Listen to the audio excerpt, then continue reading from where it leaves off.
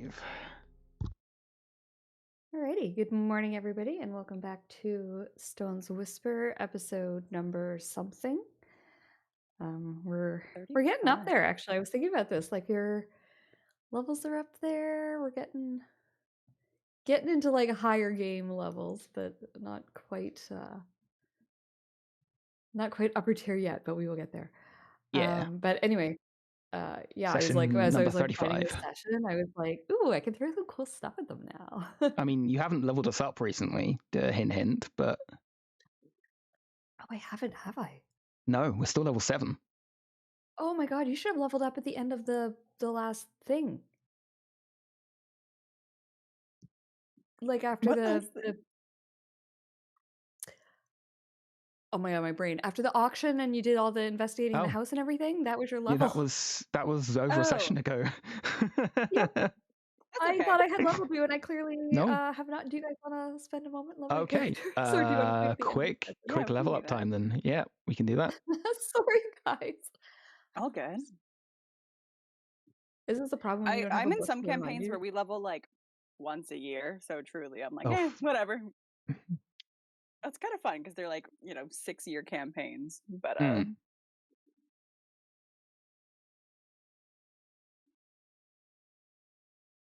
okay. So 8th level rogue. oh shit, I never decided what fucking feat I was gonna take. Yeah, I still haven't decided. Okay, I think I know what I'm taking.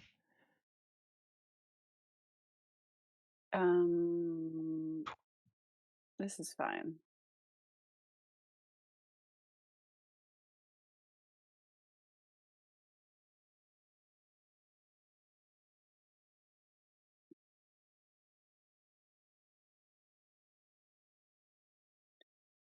I think because I have to spend a fair amount of time poring over feats and such, I am just going to take the hit point increase for this level up and make the rest of the decisions after the session. Sounds good. Yes. I know that whatever feat I take is going to give me a +1 to wisdom, so I'll take that. 5 plus 2, so 7 more points. So 74. I have 51 hit points now. Ooh, look at you. I do have a rule where if you guys level up in session, then you can go back after the session and repair it. I am aware that it's hard to do when you're kind of doing it quickly in session, so please don't, if you make a hasty decision, don't feel like you have to keep it. Cool. I think I know what I'm taking.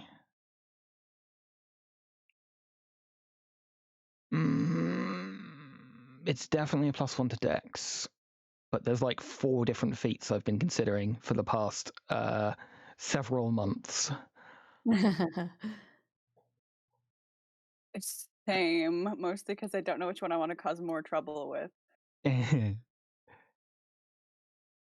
So 3 feats. So I'll level them above the table. So I'm considering Skulker, Mage Slayer, or Sentinel. Ooh. God, either would be nasty. I feel like your skills combined with Sentinel could be really disgusting. Yeah, I think Sentinel would be extremely funny, especially if we go down the bullying the caster route. I mean, we are about to go to like a bunch of magic places, so I wouldn't. Yeah. Okay, I'll take Sentinel for now.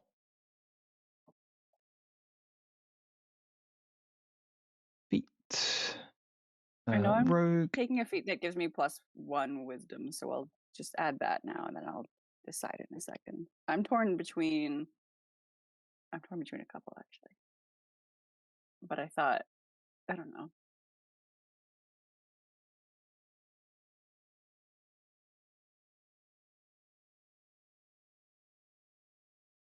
So we go up to 19 dexterity. I'm so torn between like getting to 20 as quickly as possible and getting the cool, fun feats. So I'm going to be Gonna play My it more character fun. clearly has a long way to go until she reaches max wisdom, just based off of who she is as a person. So I don't mind taking my time there.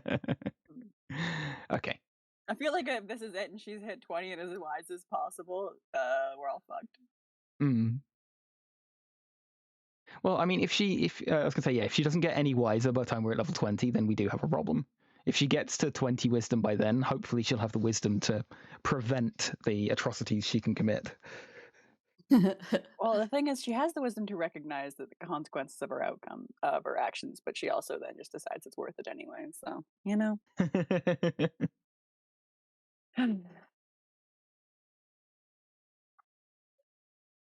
Okay, I'm torn between telekinetic and telepathic because either could be very funny. I could either have an invisible mage hand and shove people around without them knowing, or I can get inside people's heads. Invisible mage hand would be hella cool. But yeah, entirely up to you. I know.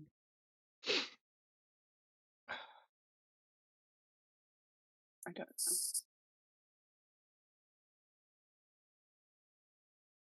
I also meant to follow up with you, Kirsty, on working these in or whatever. So,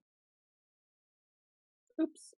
I didn't follow up with you either, so I here also we they don't are. have to, like, I can take it and then they don't have to kick in right away. I don't care. I don't know which one to take though.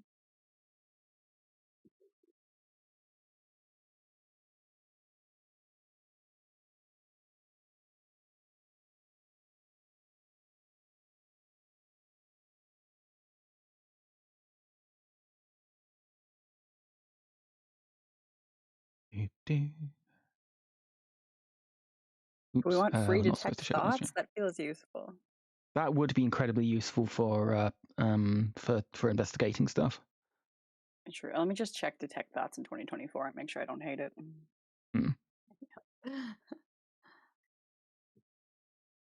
They've nerfed some spells and it makes me sad.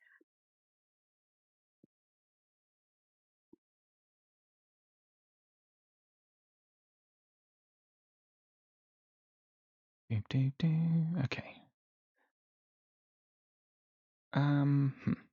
Okay. So that's where it should be. Was there some effect that we had that increased our max HP? Turnip was casting aid on us, I believe, every day. Right. Okay. Is he still doing that? Question mark. He was the last time I checked, but that was a few sessions ago.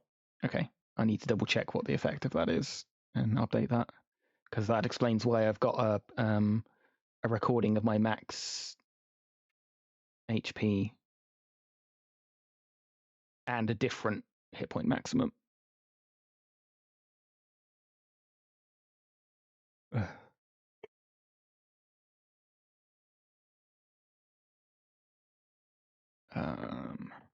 Okay, what would be more fun? I could talk in people's heads and read their thoughts, or that I can move things without anyone noticing. Kirsty, what would you hate more? I love that you take me into consideration in decisions like this. But not in the way you would like. Yeah. Oh, if you think I'm gonna yeah. I'm trying to drive you more insane. No. Well. No, I know you are. That's why I put it that way. I'm well aware of the purpose. It's, for funsies maybe. I don't know. I feel like I should toss a coin. I mean, that is a very Time Aurora way of doing it. Okay, what I'm gonna flip a coin. Say? What would Time Aurora say? I'd have an actual coin in front of me, probably. Oh, shit! I have a lot of coins, guys. I'm rich. Wow. What's that like? I'll go dipping into your retirement fund. Come on. Yeah. Yeah. I have a shit ton of toonies. Who knew? Toonies, no less. You are wow. rich. I know. Smokes. Like, should I quit my job? I'll call my boss. Okay.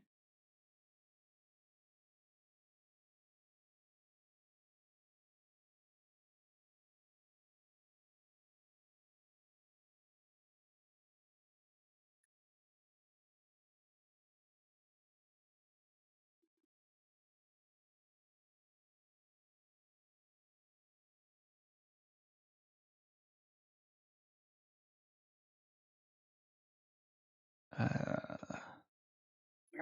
Okay. Head's telekinetic, tails telepathic. That's tails.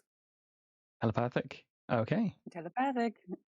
Honestly, yeah, I think that is more useful because, like, I you think can always as turn well. one of us invisible to do the I can- telekinetic thing. yeah. So Yeah, I mean, I can turn invisible and shove people over myself, but the reading minds will be nice. yeah, Also, it makes sense. This is a nosy bitch. yeah. Okay. Are the feats in here? Oh, but not the new. No, you'll have to copy in the new version, I'm afraid.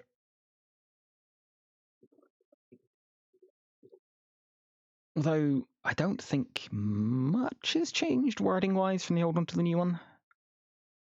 I don't know. Never looked at the old one. Let's turn off reprint.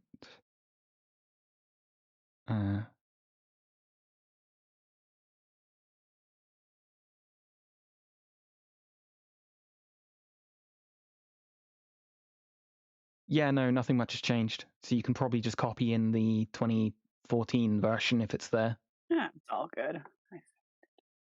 or drag it in rather.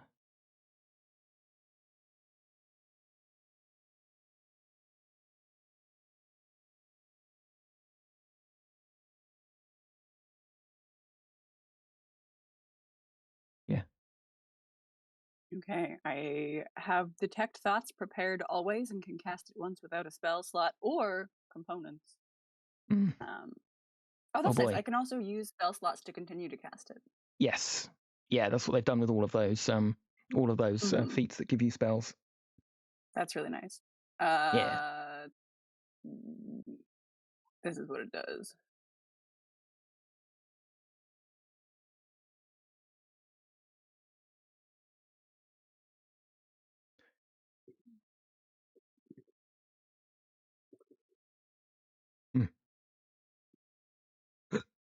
Hell What's yeah. this? You have to know the language. That's interesting. And then I have to add in detect thoughts, but the new version.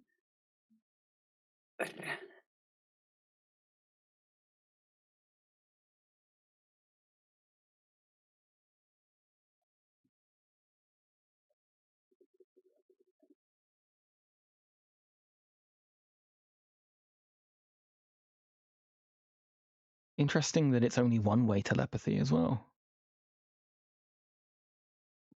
That's for the best. Or no, it's Yeah. not, because then I don't have to face No. consequences for the dumb shit I say in people's heads. I also love that the component is a copper piece. A penny for your penny for your thoughts. thoughts. Yeah, it's a nice touch. There's a lot of the old like D&D spells have those little nods. Yeah, some of them are fun. Tasha City's laughter requires like a little tart, as if you're throwing a pie in someone's face. Yeah. Oh my god, yeah.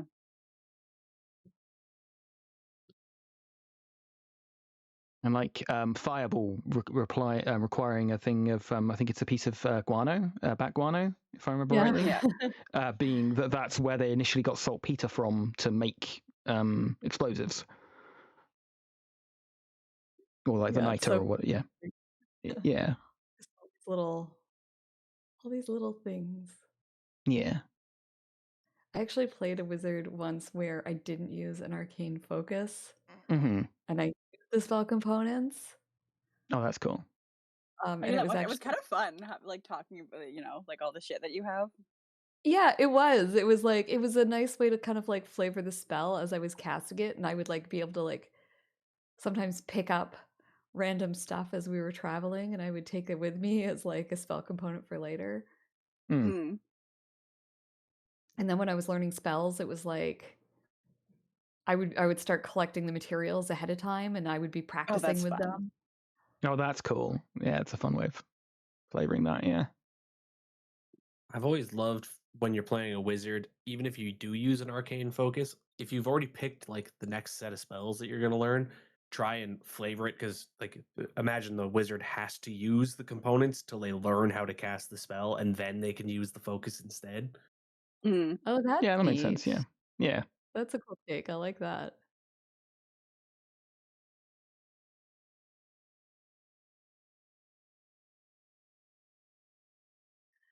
So how are we doing? Are we about done with leveling up?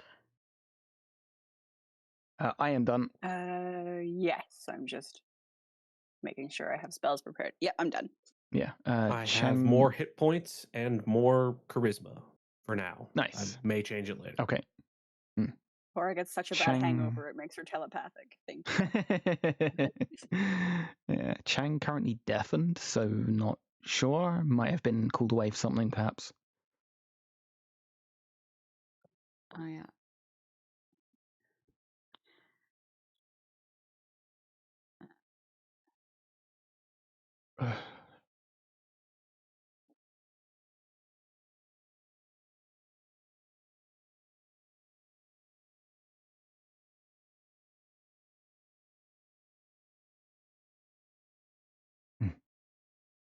Yeah. I don't think his character has much to level up this level. I don't think so. Like an ASI and an extra spell, I think, at the most. Yeah, probably a pretty simple one, so that's probably why he's gone off to do whatever he needs to do. If I remember correctly, where we left off, we had like a day to kill before we're leaving the town, right? Basically, the rest of that day, yeah. I think so, yeah. Because there's going to be a couple things Hal wants to get done before we leave the city. But yeah, we take off. Same for Ida, yeah. I was thinking we leave like the next day.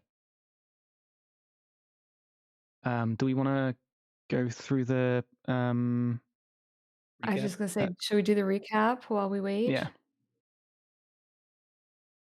We left on a sure. cliffhanger from Turnip too, but that's fine. I mean, not really. He said we were sharing secrets. He had one to share. I want it. It's fine.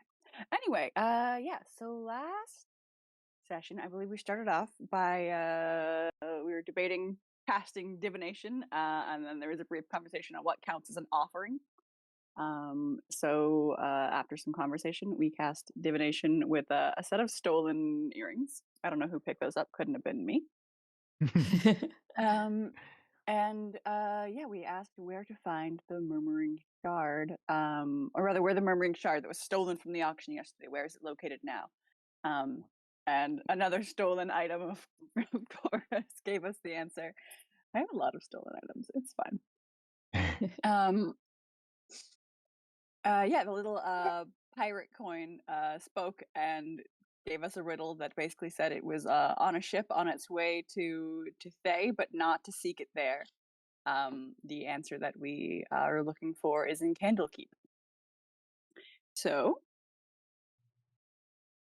we made arrangements to go meet with Solara of Candlekeep, who responded pretty quickly, which is unusual, but it's fine. So I think we went out and bought a book to bring her. There was something on how to kill devils. Yes. The bookseller is not a fan of Hal or Cora because we kept fucking with his bookstore. Someone on by accident, someone on purpose. Who knows? Could have been either of us. So yes, we went and met with Zalara at the Helm and Cloak, which is a really nice little inn, tavern, place. Anyway, so yeah, she had a conversation with us and said that she was hoping we would reach out after the auction. Of course, she's speaking to Turnip and Eva. But she... God, I took so many notes here. I'm finding a short format. All right, I'm done. Welcome back. We're just doing the recap. And you're just in time. Yeah, so the group kind of mentioned their interest in hunting the item down, of course, for their own security and because it's dangerous and for no other purposes.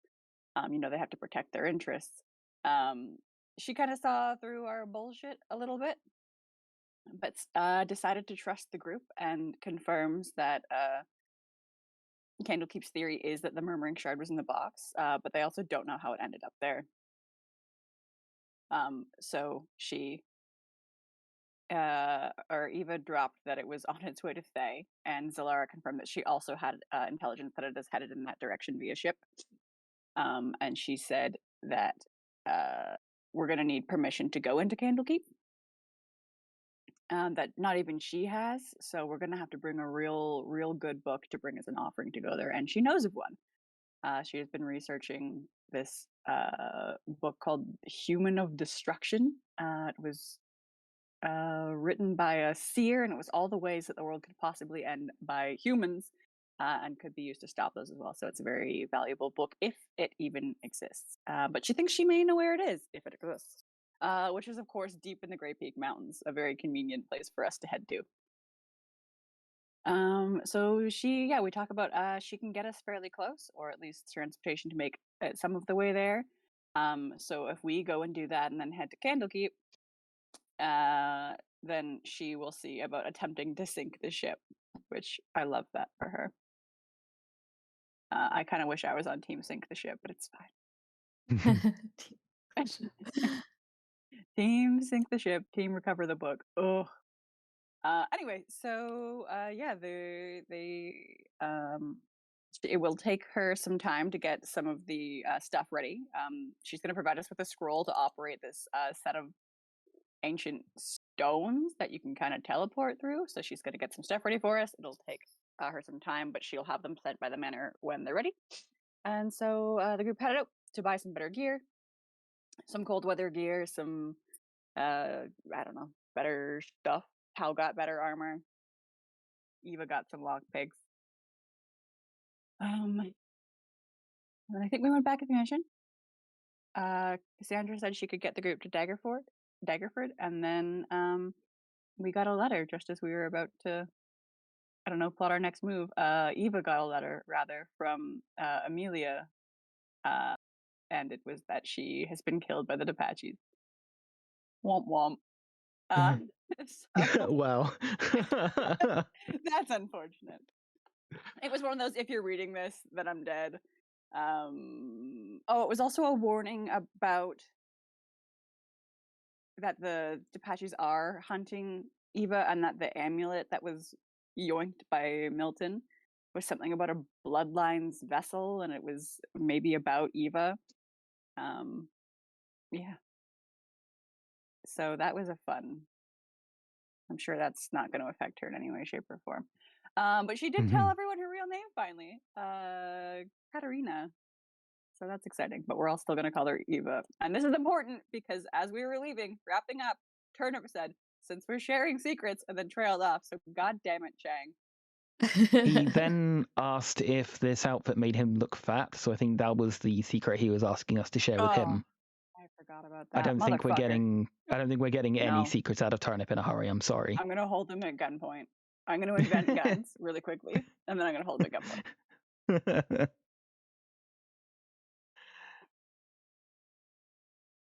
Anyway, so we're getting ready to leave. Yep. Yeah. Seem probably going the next morning. Yeah. So you're leaving. Let me put you over on the map. Oh my God, where are we?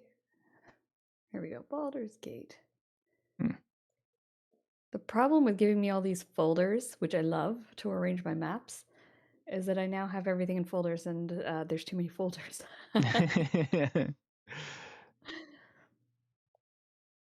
Yes, so you guys are kind of spending the evening. I know, Chris, you said there was a couple of more things that you needed to do. Do you need to do that this evening, or do you need to do that the following morning before you leave? It just has to happen before we leave. I don't think it matters what time of day.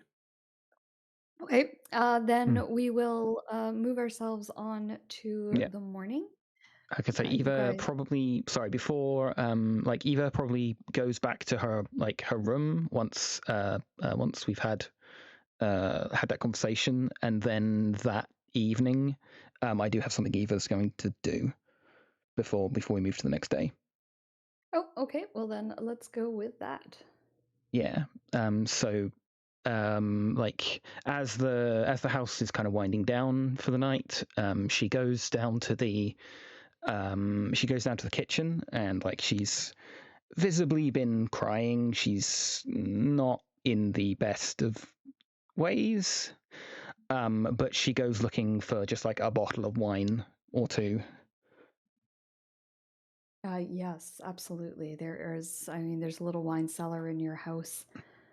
And its stock is being depleted as Cora and Hal go through it, but the staff is pretty good about keeping it full. So you've got some booze Grab there if you want to have some yourself a night. wine and some pastries. And then she is going to go and knock on Cora's door. Okay. I'm probably in there. Hello. It's open. Hi. Eva comes in. Shit. Hi. How are you? Hi. Bad question. You've been better, been worse. Right. I forgot the bar for you is incredibly low. Yeah, it is. The bar's in hell, and been limboing around it for a while. Oh gods. Yeah. So obviously, the last few days have been traumatic and complicated and Yes. awful. But what it has done is put a few things in perspective. Perspective that I've really not had ever. So I've spent the last 4 to 6 years on the run. I've not lived. I've jumped at shadows. I've done everything I can to not get their attention. And look at where that's got me. Look at what that did to Amelia. And I'm realizing that life is too fucking short to not go for the things you want, to not admit the things you want. I realize I'm probably talking to the choir on this. I am a large fan of doing what you want. Yeah, and I realized that one of the things I've really fucking wanted for the longest time, and I've not admitted to myself, it's you. Oh. You see that like it's taken her a lot to like say that. She kind of looks at you kind of, oh God, I've said this now, how are you going to react? Well. And no. I mean, please carry on. I realize that the Apaches could at any minute show up and do what they did to Amelia. They could just sweep me away with overwhelming force, and there's fuck all we could probably do about it. And I would have spent all that time hiding and all that time denying myself anything for nothing. And I wanted you to know that. I don't. This isn't to say anything has to happen. I just wanted someone else to hear it, so it doesn't bounce around only in my head.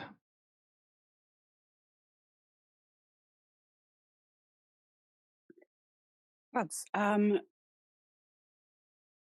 shit. I mean, that's kind of hot. No, that's not the right response, is it? And I just want to make sure you're not just panic saying things. I have never been so sure about anything in my life. I was, you know how you get those magic eye picture thingies that like they look like a jumbled mess of bullshit lines and curves and shit, and then you see one thing and it just like snaps into focus. And this has been the thing that's snapped that into focus. Nothing like the murder of someone, I guess, to put things into perspective. I mean, yeah, it tells you how short life is, I guess. It does.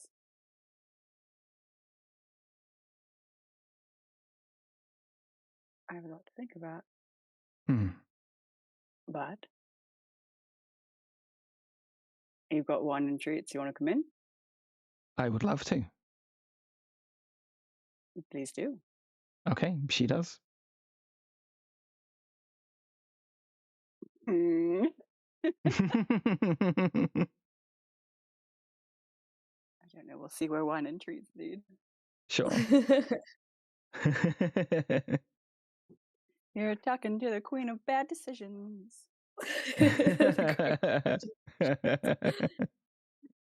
Probably like a empty bottle of wine in there already.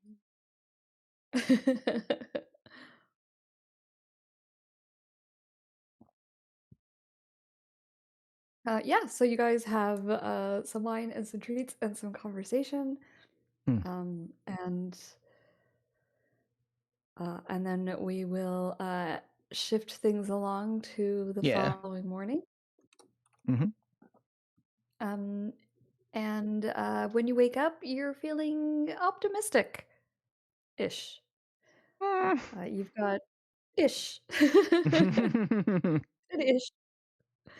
You've got a bit of a direction to go, Yeah. which is something you've been looking for a while. It's a chance to get out of the city for a while and back on the road, which I don't know. Maybe you're looking forward to, maybe you're not. But at least you have a bit of a focus now. You know you need to get this book. You need to go to Candlekeep. You've got some points along the way, and you've got a better idea of what you're up against, even if that is terrifying. Mm. What do you I don't guys know what do? about this would be terrifying. It's only a bunch of angry wizards, unknown evils, ancient powers. It's all fine. We should ask Cassandra if she knows anything about the library, at least before we make a move on. And obviously, I think Chris has some stuff he wants to do as well. So I think we're also getting ahead of ourselves. We need to get the book first. Yeah. Oh, I was just talking about that on the way to the book. Yeah. Yeah. Ancient unknown powers. All kinds of shit. But yeah, I think the next day, as everybody's sort of like buzzing around, getting themselves put together, Hal's just going to pop his head into whatever room Cora's working away in and shake a bottle of wine and go, "Come, join me in the garden. We'll have a quick drink before we leave." Poor Cora. She couldn't stop drinking if she wanted to. This is like a dog treat. You're speaking my language, absolutely. And yeah, he'll lead you out to. I for some reason I picture like a garden with a little gazebo and a table with chairs. So he'll lead you out there, and on the table there's a little tea set up and a couple of wine glasses, and he puts the bottle down. Here, have a seat. Help yourself. You know, we've been so busy with everything. I guess I've forgotten to take some time, slow down, and appreciate the things around me, like this beautiful garden. If I hadn't met all of you, I probably never would have sat in something so nice. You know, that's a nice way to put it, and I guess that's true. It is beautiful out here. And I'll pour both of us a glass. And yeah, Hal picks up the teapot and pours himself a little cup of tea, and he'll raise it up and be like, "To possibly the greatest traveling companions I could have ever hoped." I'll cheers to that, absolutely. And yeah, I guess as we both like sort of drink you the wine and Hal the tea, he kind of goes, "You know, I've noticed you've developed a bit of a taste for the wines and ales lately. It's I mean, it's don't get me wrong, it's great to revel in their glow as you celebrate a hard-fought victory, but I don't think should be using it to hide from your troubles." Right. Look, you might find a temporary reprieve in the mind fog that they sort of create for you, but I gotta tell you, eventually those demons that you're running from, they're gonna catch up to you, and you'll be right back where you started. I think I think a better choice would be maybe you and we face these demons together. So tell me, what's troubling you right now?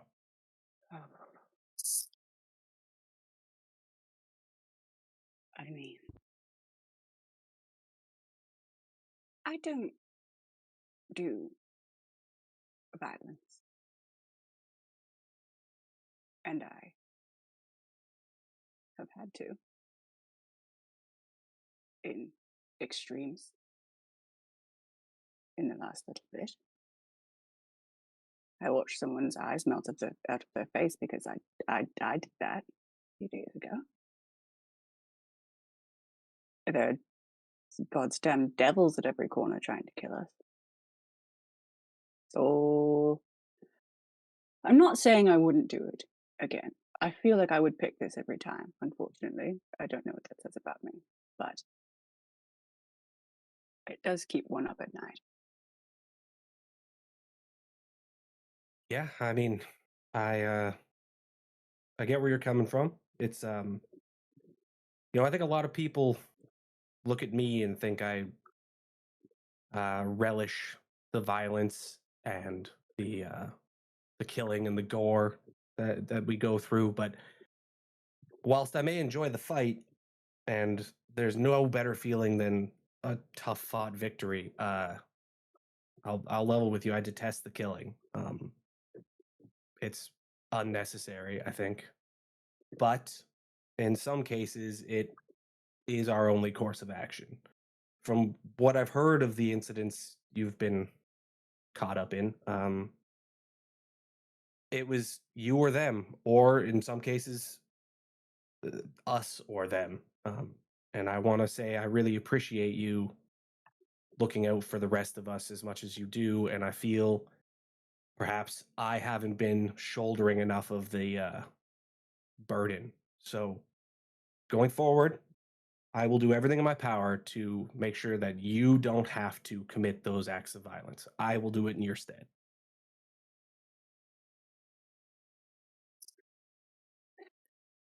You're a good person now. But I mean, also look at how much more powerful you've become in just the short while that we've traveled together.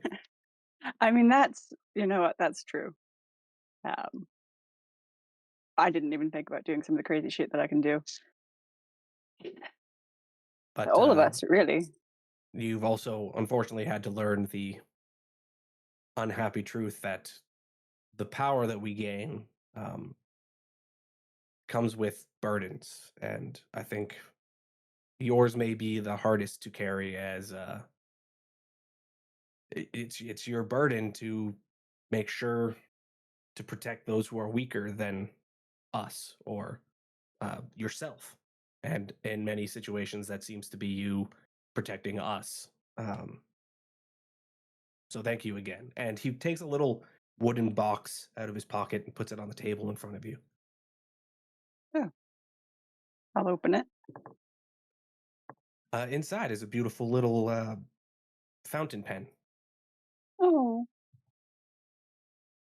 How? You've That's done so a lot for the kind. party, and I think that I wanted to share a little token of appreciation with you. That's so sweet, Hal. Thank you. You're welcome. And if you ever need somebody to talk to about nightmares or things that are troubling you, I'm always around. I appreciate that, and I want to make sure that I thank you for constantly throwing yourself in front of us. No matter what the danger is, no matter what bullshit we're up against, you're there in front of it. Well, I mean, that's where the glory is. I mean, that's true. You should see the story I'm writing on all of this. You're front and center every page. I look forward to reading it when you're done. Here's to a good story. And he picks up the teacup. Cheers. All right. Well, I still have packing to do, so I'm going to head back in. Do right. take some time and enjoy the garden. I will. Thank you. And yeah, Hal's going to go inside and try to find Turnip. Okay. Turnip, where are you hanging out this morning? We're getting ready to leave, right? Mm-hmm. I'm probably packed up and sort of sitting on a bench somewhere on our front porch, on the patio somewhere, Awesome. just like waiting. We I got love in that that Turnip's case, almost like the first one ready. farmer boy. I mean, I'm as soon as the sun crests the horizon, I'm up. I'll go track you down and just Lord O'Shaughnessy, could you join me in the study for a moment? Why? Why? We have some business to discuss before we depart. All right. I mean, satisfactory. And when we get into the study, Hal will close the door and turn around. Just, sorry about that, Turnip. I just I didn't want anybody to overhear. And he produces another little box, and he hands it to Turnip.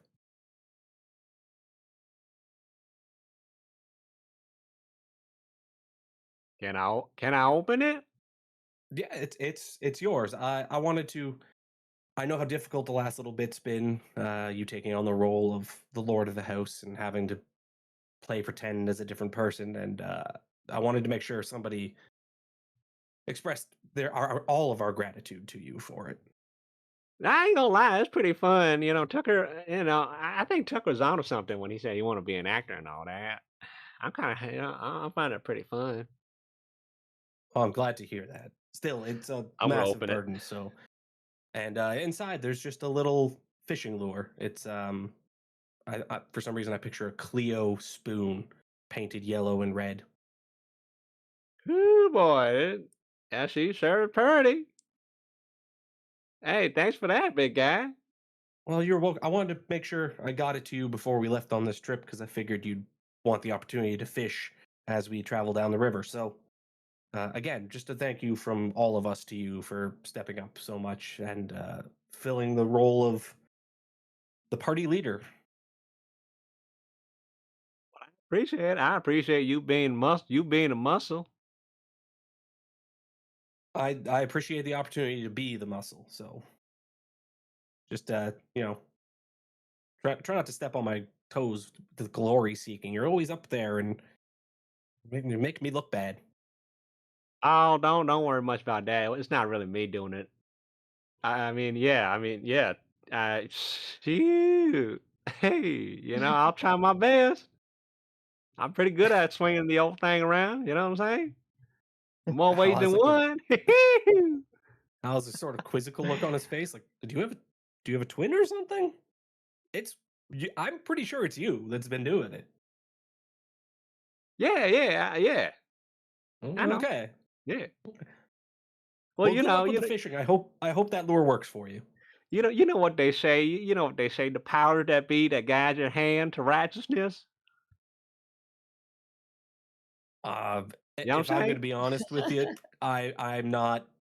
I didn't really attend a lot of schooling, so that one I was not saying I knew. But thank you. I will take that to heart. Yeah, good talk. All right, I'm gonna go back out on the porch now. Just hang out until the ladies get ready, cause they always take forever. All right, so this sounds like a plan. I'll come meet you out there in a moment, and he'll leave the room and he's gonna go try and track down Eva. Sure, Wipe she's wipe a little Hmm. bead of sweat off my brow. Whew, that was close. It's a good thing you were talking to the idiot in the group. Eva's probably packing up the last of her stuff in her room. Yeah, he'll show up and quietly knock on the door. Miss O'Shaughnessy, do you have a moment? Yes. Oh, what's up? He'll just be like, may I come in? Yeah, of course. Of course. Step in and close the door. Hmm. Eva, I just wanted to say, I'm really sorry to hear about what happened to your friend. Thank you. And I can't help but think, perhaps it was our fault that things went the way it did. We've been sort of poking the bear, as it were. But I wanted you to know that I really appreciate everything you've been doing, putting your neck on the line for the group as you have, and I did try to find something for you at the market, a trinket of some sort, but honestly, I couldn't find anything that I thought would suit you. So instead, I want to pledge my services to you. If ever you Sir? need my help, for perhaps when we go after the Depachis, if you need me, you just call. She's like confused initially, and then like face just completely softens. Oh hell, thank you.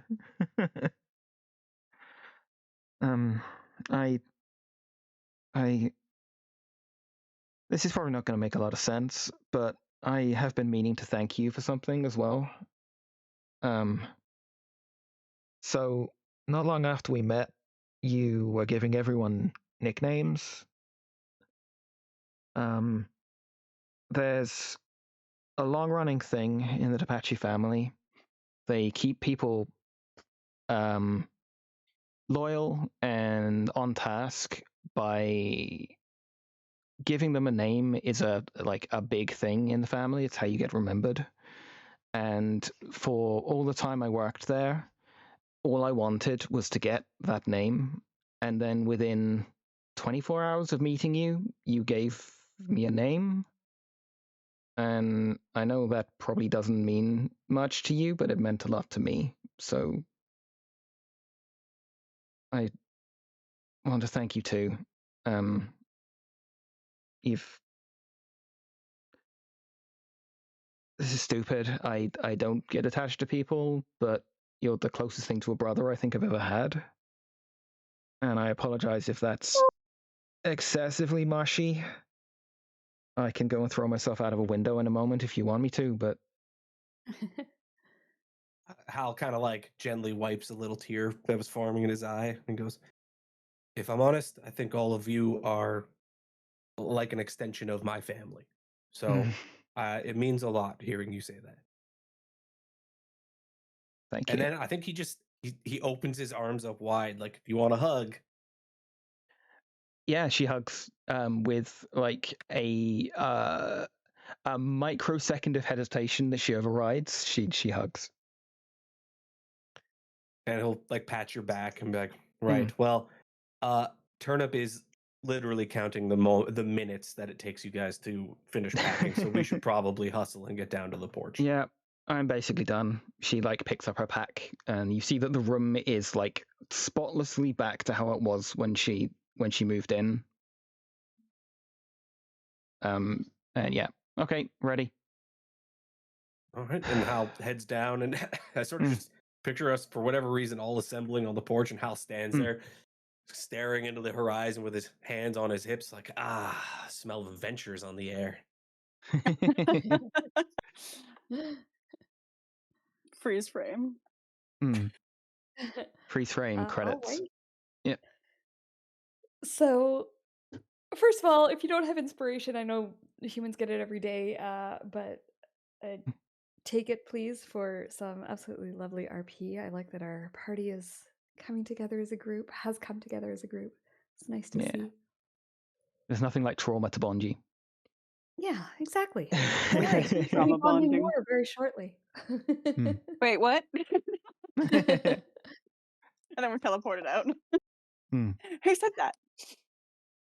We do need to ask Cassandra what she knows about the library before we leave. I think that's a good. Before we get onto that, Okay. we just have one thing that so Zalara is going to show up. Oh, right. Because she promised you some information. Okay. And so she arrives in a little hackney to your front door, and she gets out and she asks to speak with you all. And when you are assembled, she provides you with a scroll. I will show it to everyone. Here we go. It's As a the very resident bare minimum... magic user of the group, I'll take that. Awesome. So she hands it to you. She says, anyone can use this. This is speaking the words on this scroll should, if my theories are correct, should awaken standing stones.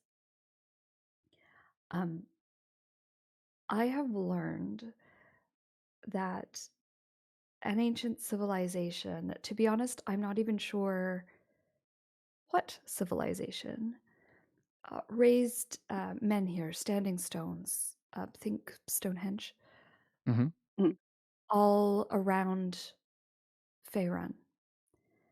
And for a long time, we didn't know the purpose of what these stones are. It is my belief that they were created as a transport system, a place to, a way to go from place to place quickly. And many of them are broken. I don't know how much of the language of the magic still lingers, but if you come across any, this scroll of awakening should awaken those standing stones and will allow you to travel between them. It is my understanding that they tend to be fixed locations, although that may not be true for all of them. But I haven't tried this before. I am not certain that it will work or how well it will work or what you will find waiting you on the other side.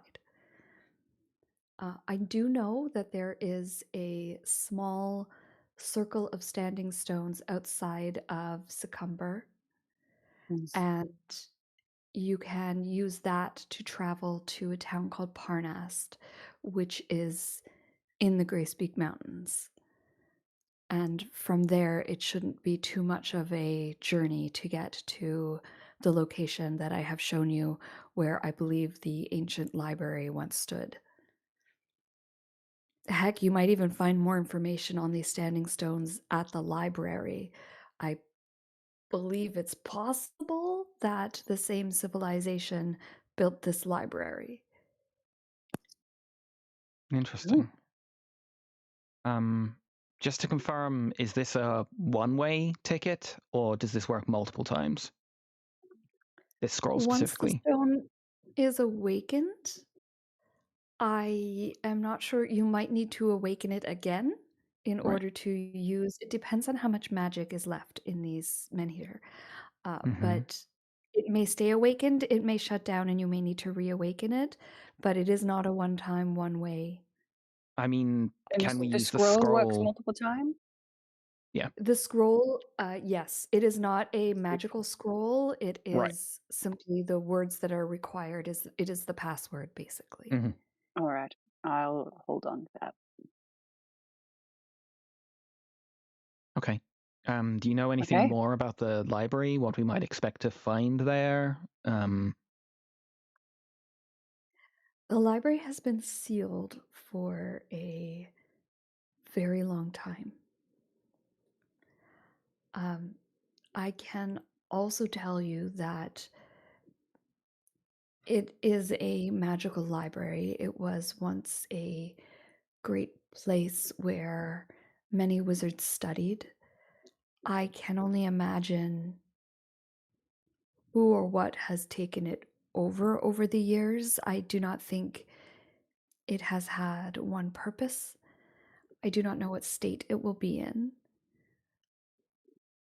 And I will warn you to be careful. Things of great value are guarded. So please beware of traps, magical ones in particular. But also even more mundane traps will probably be around. Appreciate the forewarning. Okay. And then we'll meet you at Candlekeep when we're done, or? I will be there. Oh, you'll... Well, there as in at Candlekeep, or? Yes. Yes, Oh, at right. Candlekeep. Sorry, yes. Okay. And about the whole sinking the ship thing. But the whole what, sorry? Sinking the ship thing. It's still a go? It's still a go. I have contacted Lovely. some friends, and we are working on some spells as I speak. I'm headed, as soon as I get back to Candlekeep, we will begin our work. I think one of my friends is particularly good at coming up with very naughty spells, and I think we're going to give them a heck of a time on the high seas. God, you'll have to tell us Fantastic. all about it when we meet. Yes. Yeah. With any luck, we will be able to show you through a scrying ball. Oh, beautiful. Glorious. Get the popcorn ready. For some reason, All right. Hal's just picturing somebody mastering the spell Summon Greater Cannonball. It's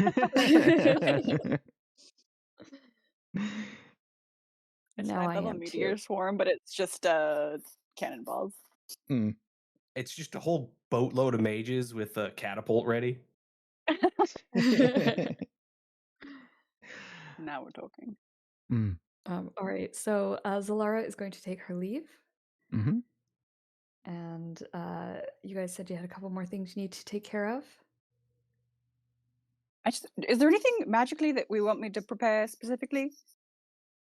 I've got my usual tips and tricks, but I don't know if we want, protection from undead, if we want to divine anything else, if we want dispelling magic would be useful. Do I look like a fucking wizard to you? I'm just kidding. I can't cast that stuff. I was going to say, I thought you could. Yeah. Okay, I absolutely can. I would lean on divining or like locate object kind of stuff to try and give us guidance once we get close, but yeah, it'll be a while before we even get there. Yeah, we're probably getting at least another rest before we get there, I imagine. Yeah. Aura of Purity. Can Cora cast that spell without taking psychic damage?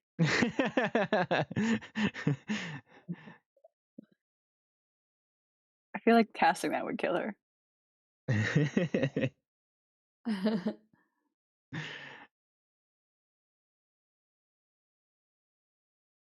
Yeah.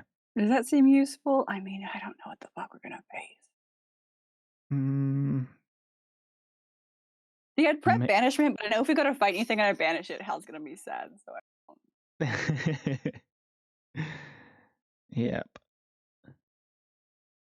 I think. Well, we'll have a word with Cassandra to see if she knows anything. I think you also just cast that rather than just displayed it. Yes, yeah, I gave myself that back. But yeah, we'll have a talk with Cassandra before we leave. See if she knows anything. See if she can tip us off. But okay. So you call up Cassandra on the telestone. Well, she's teleporting us, I think, isn't she? Yes. Yeah. I just meant to like let her you know that she's. Yeah, I'll text her. Let her know that. Hey. Yeah. Heart. Hey, you up? Yeah. Hey, just wondering if you know where Tucker is. Just kidding. We're ready to go. Yes. Well, Tucker's there, right? He stayed. I think he stayed the night. Where were they both sleeping? Out of curiosity.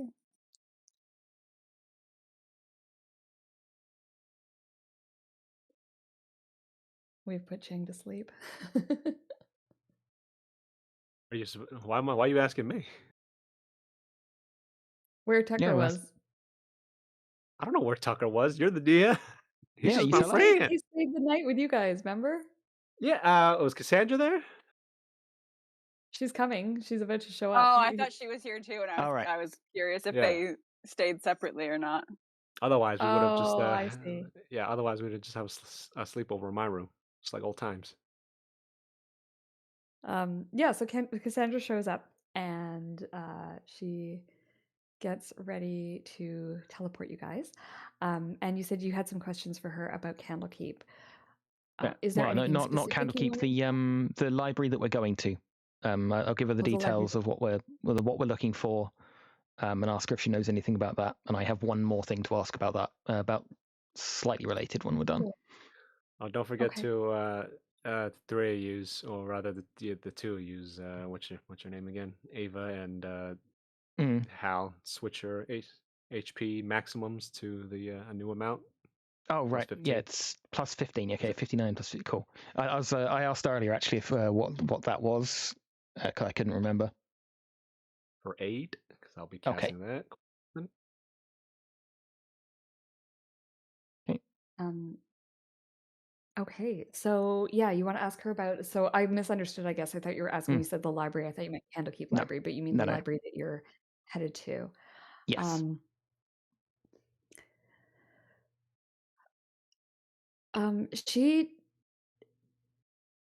Well, over the years, there have obviously been many civilizations that have risen and fallen in Faerun. I don't want to say some of them have been evil or good, just different values, maybe, than values that we hold today.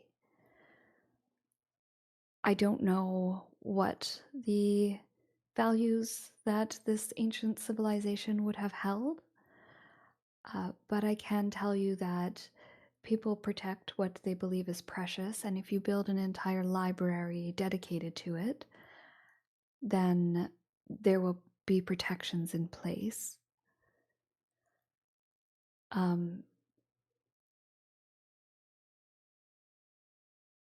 Things may appear as though they are riddles or traps, and they may have just been basic security measures at the time.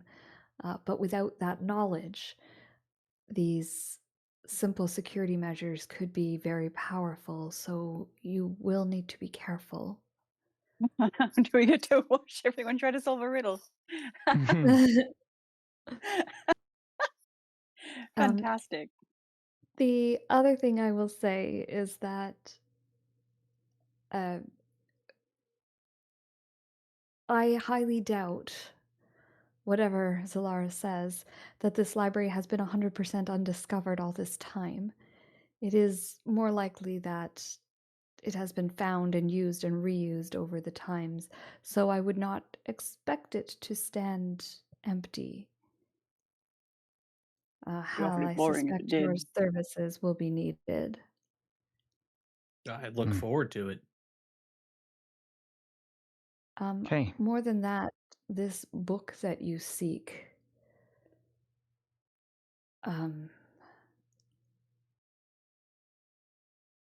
books themselves are, again, neither evil nor good. It is how they are used.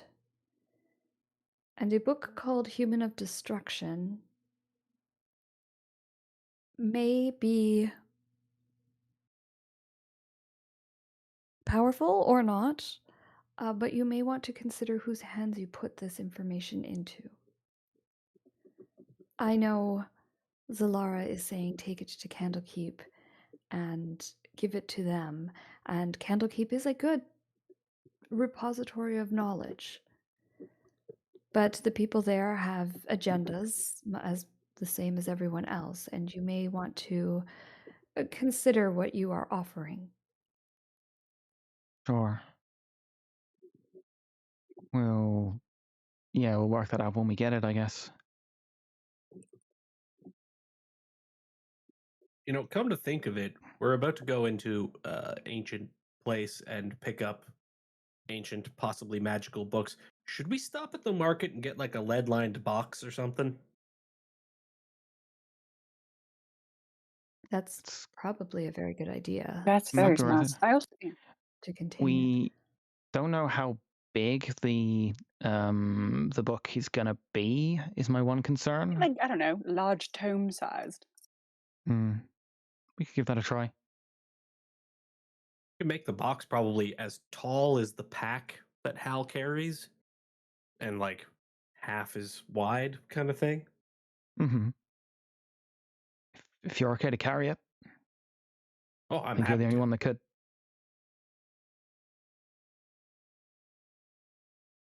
Yeah, okay. Okay, so you pop out to the market. Yeah, okay, good. Sorry. Gonna say, like, while they're doing that, Eva will have a thing for Cassandra quickly. Okay, yeah. So Hal, you zip out to the market. You don't have trouble finding a lead-lined box. This is a magical world where people need to store things that are magical safely. So you're able to pick up something that you think will work. As long as it weighs less than, I don't know, like 100 pounds, it's probably fine. My carry weight's pretty good. Yeah, it only needs to be a very thin layer of lead, so the rest of the box is probably made out of something more lightweight. Sandalwood. Give it the nice sandalwood smell. Mm-hmm. Keep your cigars in it when it's not filled with magical items. Perfect. Hmm. Yeah, so you pick one of those up, and Eva, you wanted to speak with Cassandra. You take Yeah. her aside. Yeah, take her aside. Eva will give her a copy, like a transcribed copy of the letter from Amelia. Okay.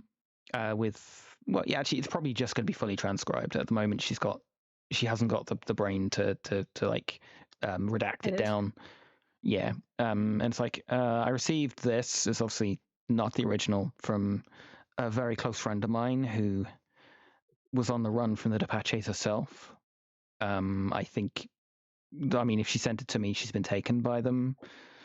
I wanted to show you the information she gave me and see if you can find anything out through your connections in Waterdeep, please. I will certainly look into this. She kind of reads over the letter quickly, so skims it, and says, I wonder if this relates to what we discovered about your background. Mm-hmm. The celestial connection? Yes.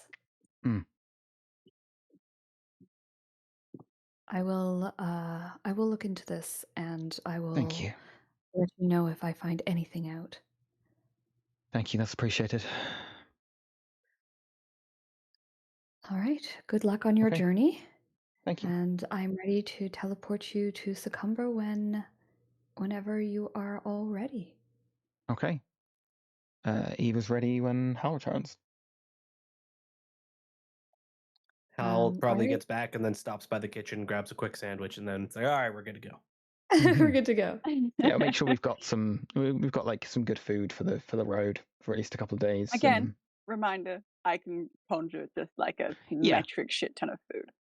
But the food from Create Food is kind of bland. Like we want some like. Okay, well hold on, and I'm gonna go to the kitchen. I'm gonna raid the spice drawer. Okay, now we're fine. That's fair.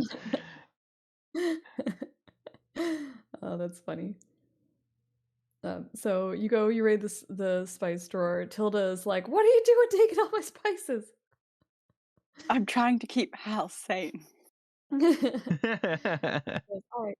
And she hands you. She's baked you a little like to-go box of cookies and muffins and just like some treats for the road, basically.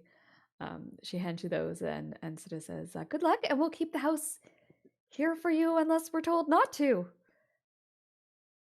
No, we should be back rather quickly. Just a quick errand. Stay safe while we're gone. Keep baking delicious cookies. Weirdly enough, I'm really going to miss your presence.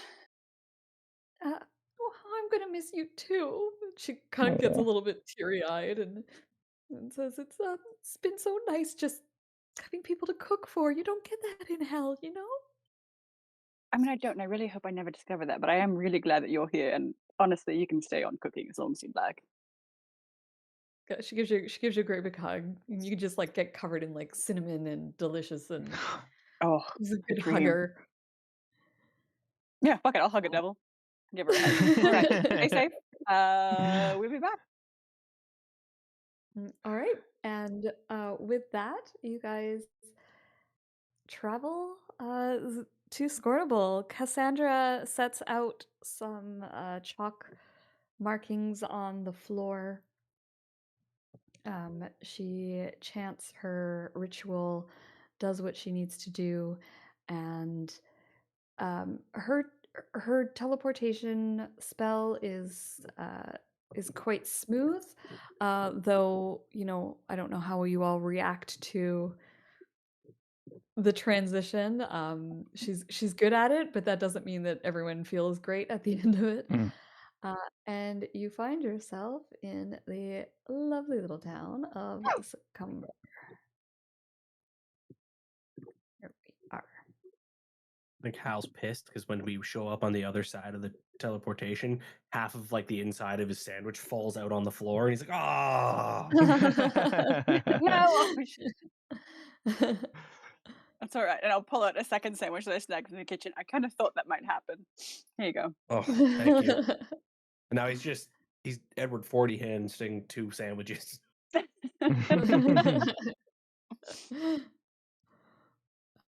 All All right. So Succumber is a lovely little town. It's one of these nice, peaceful, easy towns. Is it half of the map? What's going on? Huh. 1, 2, 3, 4.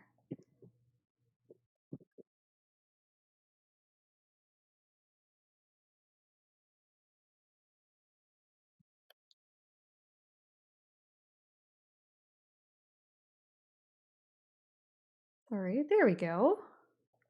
I don't know Yeah. what happened there. Yes, anyway, it's a lovely little town.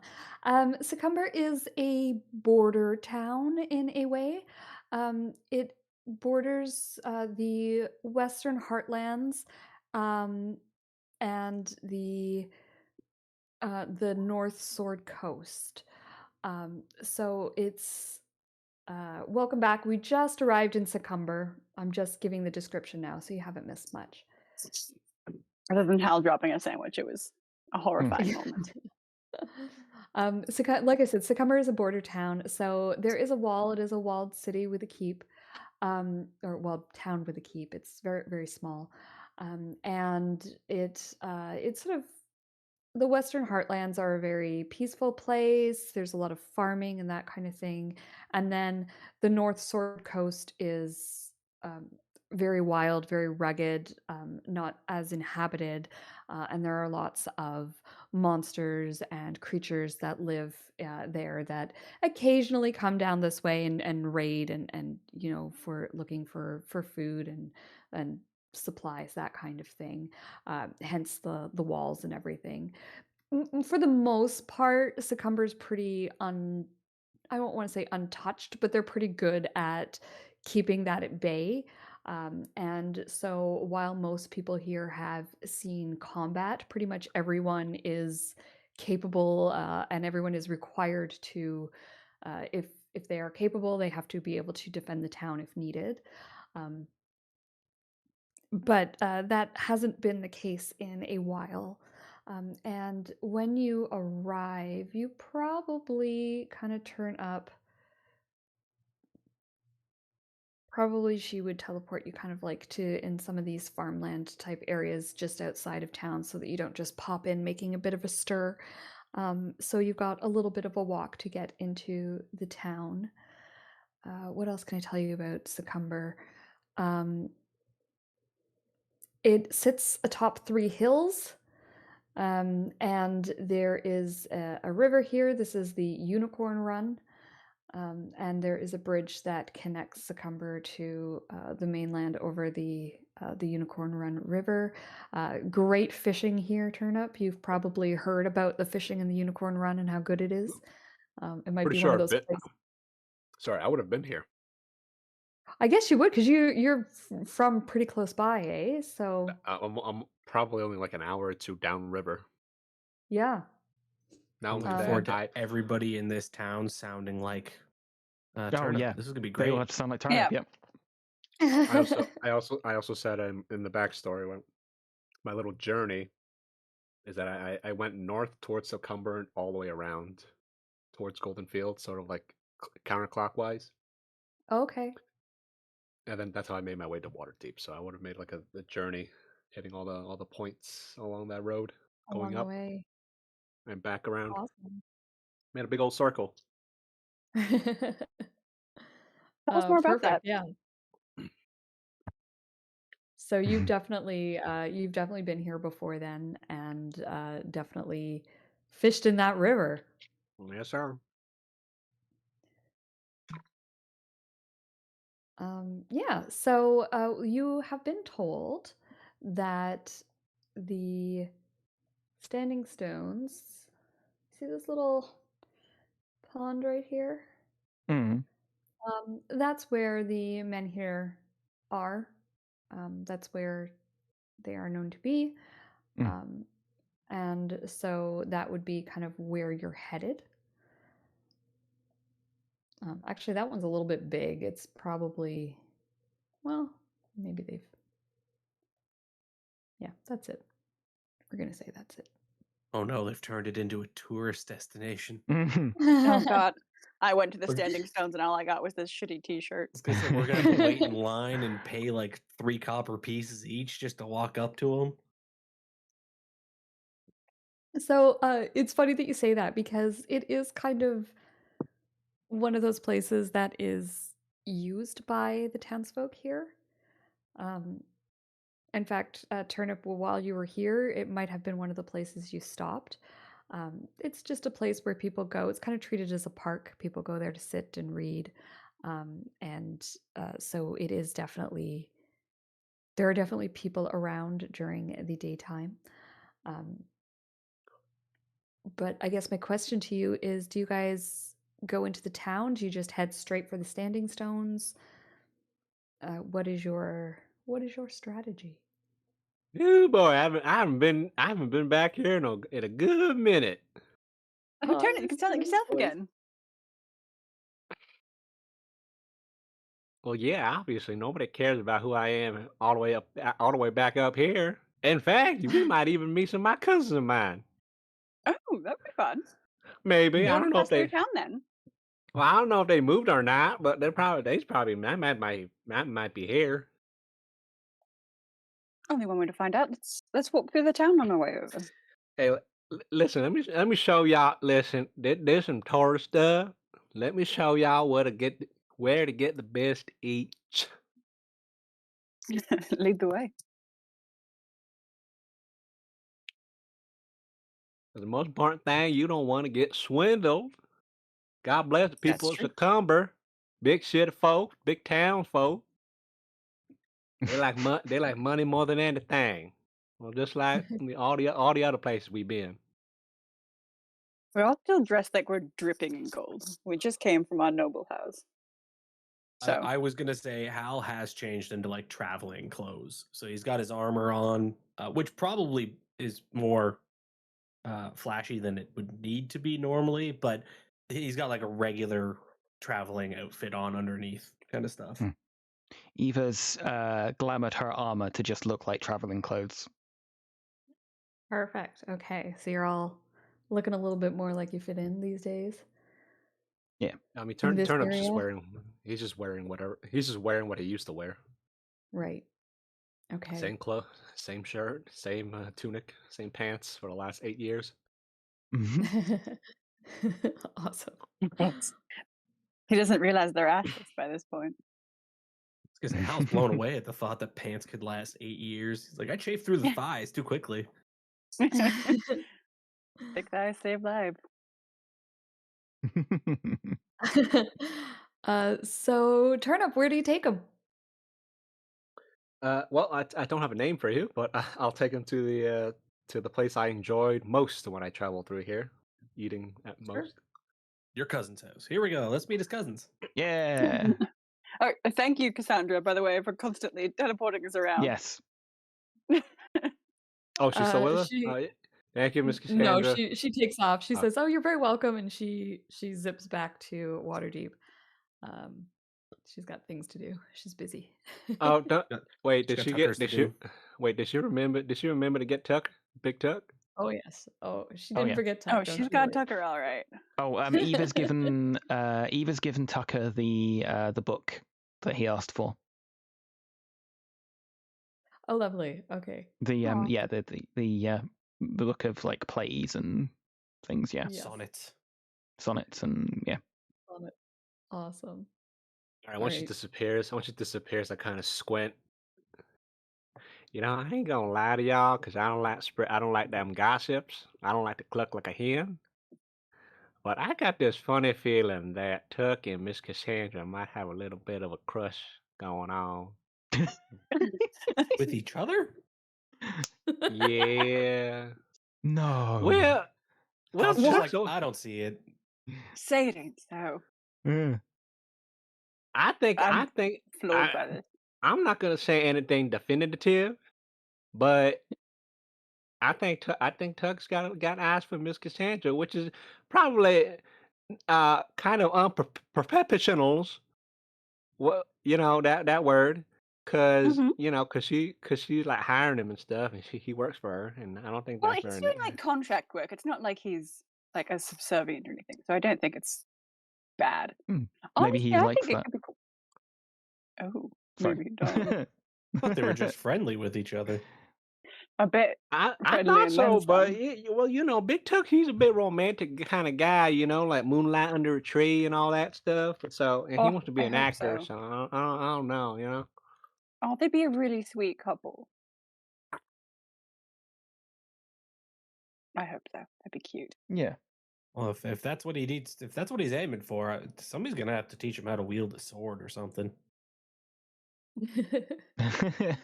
Someone of her stature is not gonna go for just anybody. I mean, I kind We of should have saw her brought giving him. him the heart This eyes could the have other been his day. proving. We should have brought him with us. The ancient evil temple of unknown power. Can you think of a No, better proving? The one Tuck's that not. won't end in certain death. Tuck's he's a lover, not a fighter. He's pretty good at wrestling, though. That's about it. Well, I mean, she might be into that. One time I saw him wrangle 3 hogs just with his bare hands. Well, there you go. He's a Just with his warrior hog. already.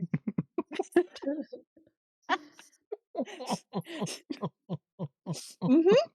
Mm. You're bad. Oh, You're not a good uh, influence on me. You're going to Eva, hate Well, let's me. go. Well, let's try go so eat. hard to keep a straight face. I ain't had no Uh, breakfast yet. All right. Okay, let's go eat. The only breakfast I've had is like 2 bottles of wine. This is not a problem. Good healthy start to your day. I'll Yeah, it's show a great y'all. start to the day. I'll show y'all where they got the best. Where they got the best bread and cheese. Oh, that sounds lovely right about now. Does sound good. All right. So Tucker takes you to the 7-stringed harp. Turnip. The 7-stringed harp is a ramshackle tavern that is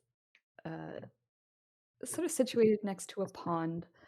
And it looks like a jumbled mess. It has different roofs that look like sort of patchworked, and there's sort of domes that where you can see people looking out of them. There's like different colored tiles. It looks like wings have been added onto this thing, and like you know the Winchester house where she just like kept like construction going for like years, tearing things down, and there's just like doors that open to nowhere and all that kind of stuff. Um, Mm. it's like that. It's just this sort of crazy tavern that looks like things have just been stuck onto it, and just more and more has been added over the years. And when you head inside, it's just as chaotic inside as it is outside. There are these there's places where like Hal, you've got to like practically bend in half to like walk down a hallway because the ceiling is so low. And then there's like you'll just come to like a dead end randomly, or you'll open a door and all of a sudden you're in a massive room. It's a very bizarre place. The whole place is lit with drift globes that are just sort of hanging in the air everywhere throughout here. And they are shedding sort of like a blue light. So it's sort of weirdly dimly lit. And these drift globes just kind of like hang out all over the place. Sometimes they follow you around for a bit, sometimes they stay put. Um, and there is, when you get to on the another thing on the outside, just of note, is there's a great big hitching post, and floating above it is a like a glowing harp. Fascinating. It's a crazy place. I love this inn. So the Central Tap Room has a series of so when you get to this to Central Tap Room, it's busy. This inn is always busy.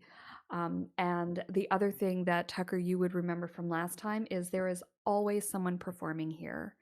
Turnip. And there is a bit of a custom that people perform here for free because of the ties of this a song called "The Ballad of the Dream Weaver." It is a massive song, and it's somewhere that bards actually come to almost like in pilgrimage. And so whenever they come here and perform, everyone just performs for free. So there's just always bards here, and they are always performing, and the tavern never pays for it.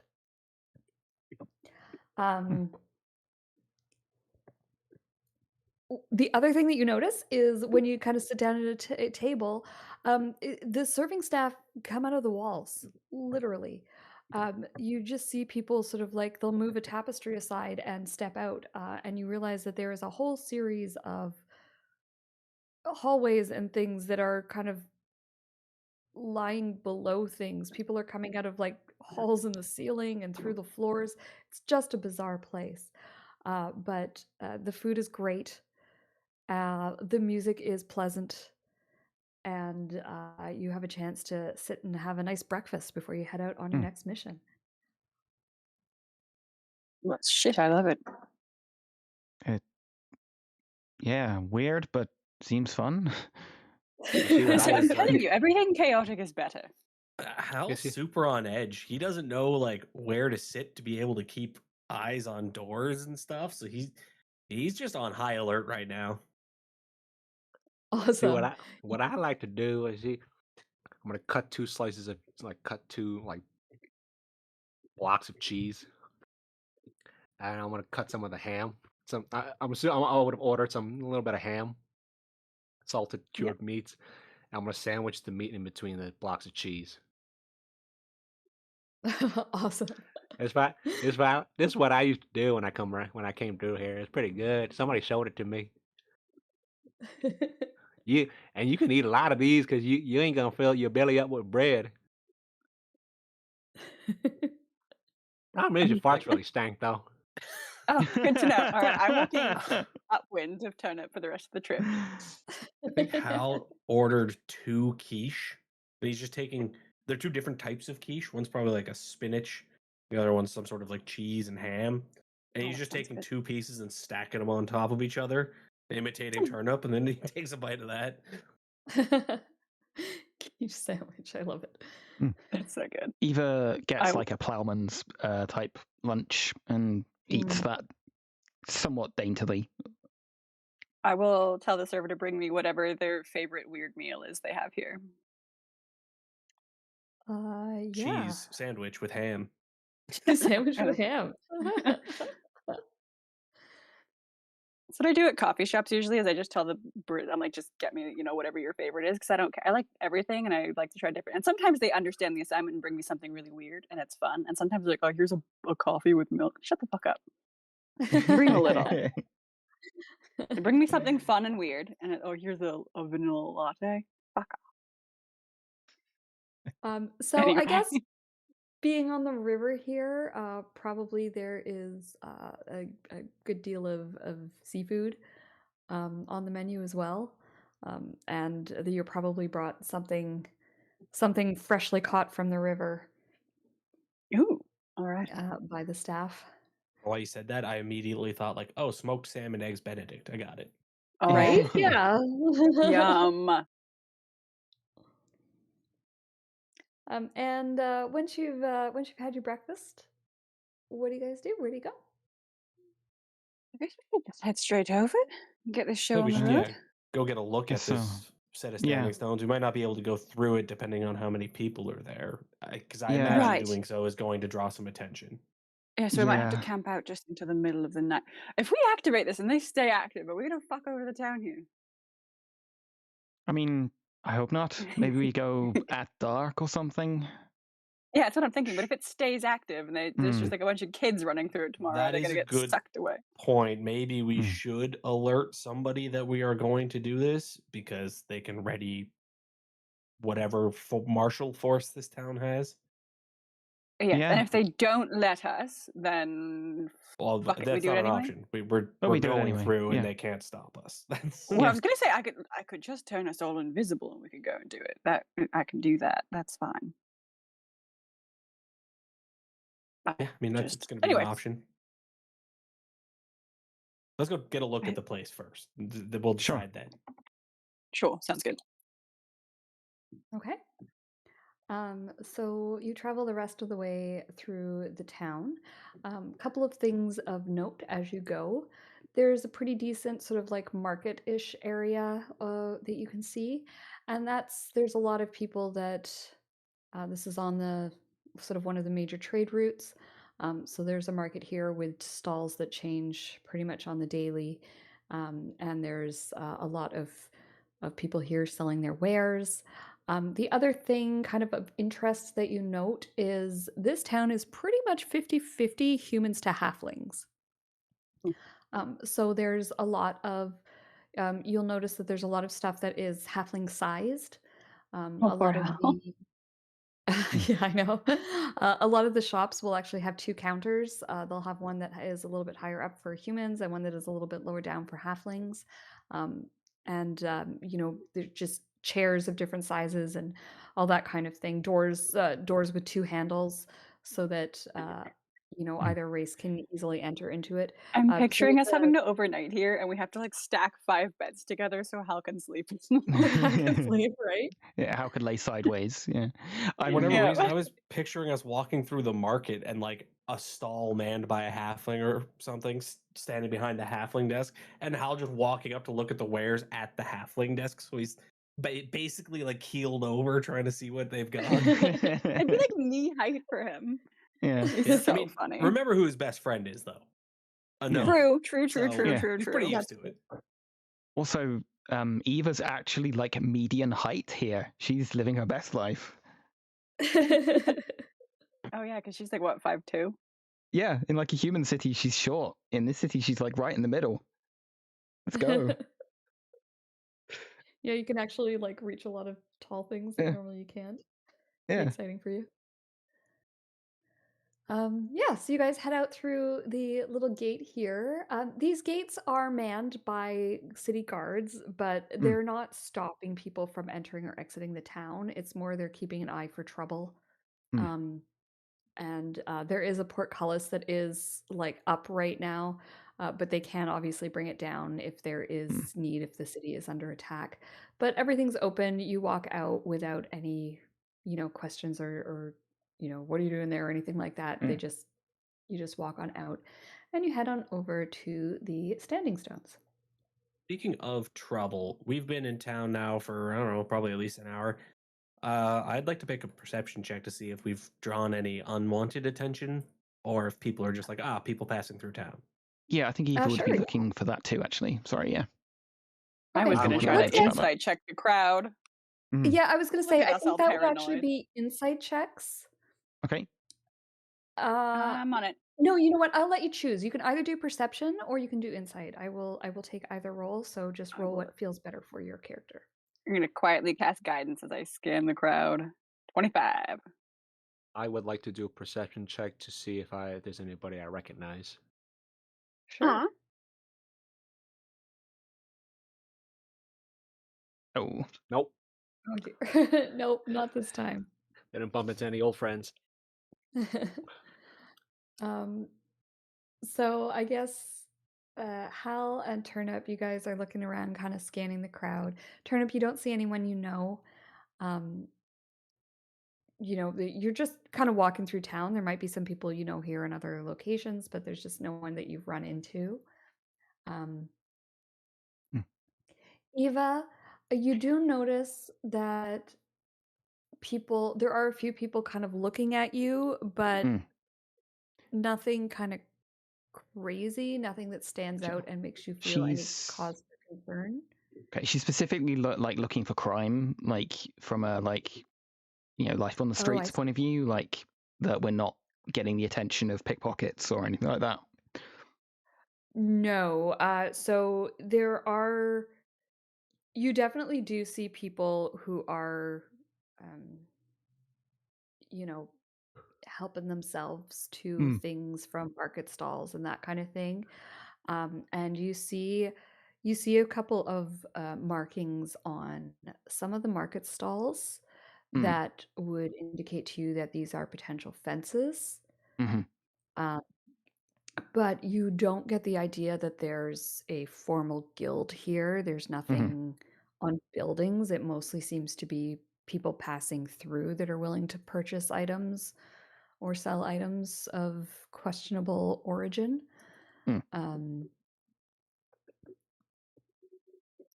Yeah, and and it kind of makes sense. Have you been to any border cities before, Evo? Is that somewhere No, she's you would literally never left Waterdeep. Yep, that's what I She's thought. using Waterdeep eyes to like watch out for things she'd expect from criminals, body language, approaches. So it's a little bit. There's a lot less criminal activity here than you would think, and you're not sure if it's just because it's such a small place, or if Waterdeep is particularly criminal, or if this place is particularly not criminal. But for whatever reason, there doesn't seem to be a ton of that kind of activity here. Sure. And most of it seems to be coming in from people with their wagons. Okay. Cora, you're scanning the crowd, and what are you looking for? Anything specific? Like obviously people draw attention. I mean, Hal's 100 feet tall, so he draws a lot of attention. But just people watching us more than they should. Anyone taking suspicious note of us. That's kind of okay. Or anyone who looks surprised to see us here. I think those are the two things I'm looking for. Yeah, so you do, like you said, you do garner a bit of attention. Just Hal's 100 feet tall, and you guys as a party are quite the. Even in your traveling clothes, you've got all your packs and your gear with you, so you definitely look like a crew of adventurers. There's not a lot that you can do to hide that. And so there are some looks, but there's nothing that sort of really stands out to you. No one's paying really close attention to you. And because they do get a decent amount of travelers through here, even Hal being a bit unusual, it doesn't garner quite the same kind of attention as it might in some other small villages where they've never seen someone who's as big as Hal. Yeah, fucking 8 feet tall or 7'11" or whatever. Yeah. Well, in fairness, I'd probably almost assume farther out this way they might actually see Goliaths like more frequently than some of the other like coastal cities. It's true in the hills. Not up close. Not up close. Not typically. Nope. For a split second, some kid is panicked because I think there's a giant invasion of Hal. It's just Hal. So when you get to the standing stones, and I think you guys are on that map right now. Yes. Okay. Yeah. There's this little pond, and there's a set of stones. Some of them have fallen, some of them still stand. Some of them are just single monoliths, the ones like right around the edge of the pond here. And then some of them, like this one here, are actual arches. And there's a couple of kids that have made some boats out of like bits of bark and sticks, and they're blowing their boats across the water. They seem to be having like a boat race. There's a woman just sitting leaning against one of the stones reading a book. This is kind of just seems to be a place where people just come to hang out. Right now there are the three of them, the two kids and the one woman. How deep is the pond? Does it look like, ankle deep, or you wouldn't be able to stand in the center of it kind of thing? It's pretty shallow around the edges for a good way, and then it does get a bit deeper in the middle, but you think you could probably still stand in it. It would probably come up to like mid-chest on you, Hal. Okay, so it's too deep for anybody normally to stand in the center kind of thing. Yeah, so like Eva would drown. I was just trying to figure out, like, okay, where do we need to stand to say this stuff? Do we have to stand in the middle of the stones? Or so now he's gonna wander over and start looking at the stones, and he's probably gonna run his hands over one and be like, weird, I can read these ancient sigils. And what he's looking at is just somebody's carved like Jeremy loves Fran. The ancient knowledge. You do notice, Hal, as well as you're right, these stones have been graffitied up over the years. It's Lover's Lane, obviously. There are some markings on these stones that are sort of covered in moss, or very, very badly weathered, that do look a little bit more confusing to your eye, more like something that, Cora would have written down in one of her crazy books. This child has horrible handwriting, and it'll scrape some of the moss away. Eva, can you read this? Come and have a look. Yeah, you have a look, you look at it, and what languages do you speak, Eva? Oh, of course. Yeah. So, you think this is an old version of Elvish? Oh. It's archaic Elvish. Can I make a rough translation? Let's call this a. I'm sorry to do this to you, but you want me to do something about that? Oh, can you read these? I can Be now. my guest. Be my guest. I'm not going to stop you. Better do that and bake my brain. Yeah, I just run my finger over the text. Okay, you're casting comprehend languages. Yeah. Eyes closed, and I run my fingers across.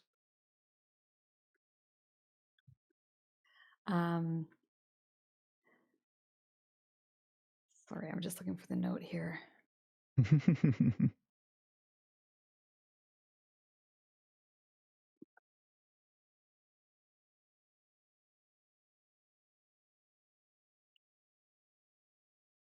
Okay, here it is.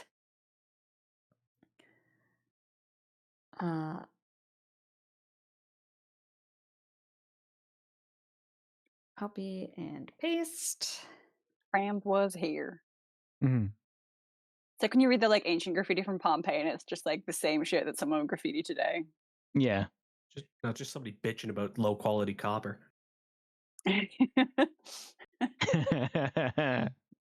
Where mountains, winds, whisper, forgotten names. I think that's a comma. Step into the shadow of the peak. When the stone remembers you, the path. What the hell's a Parnath? The path to Parnath opens. What's Parnath? It's where Place. we're headed. Person? It's where we're going. Oh, it's a place. All right, we're going there, right? Yep. As long as it don't start whispering, I think we'll be fine. Where mountain winds whisper forgotten names, step into the shadow. And the stone remembers you. Bound. I'm gonna jot that down in one of my fucking 500 notebooks. I'm sure I have. I'll jot it down in Elvish too, which I also speak. All right. So, do we alert the guards and tell them to clear the park, or do we risk it all and take?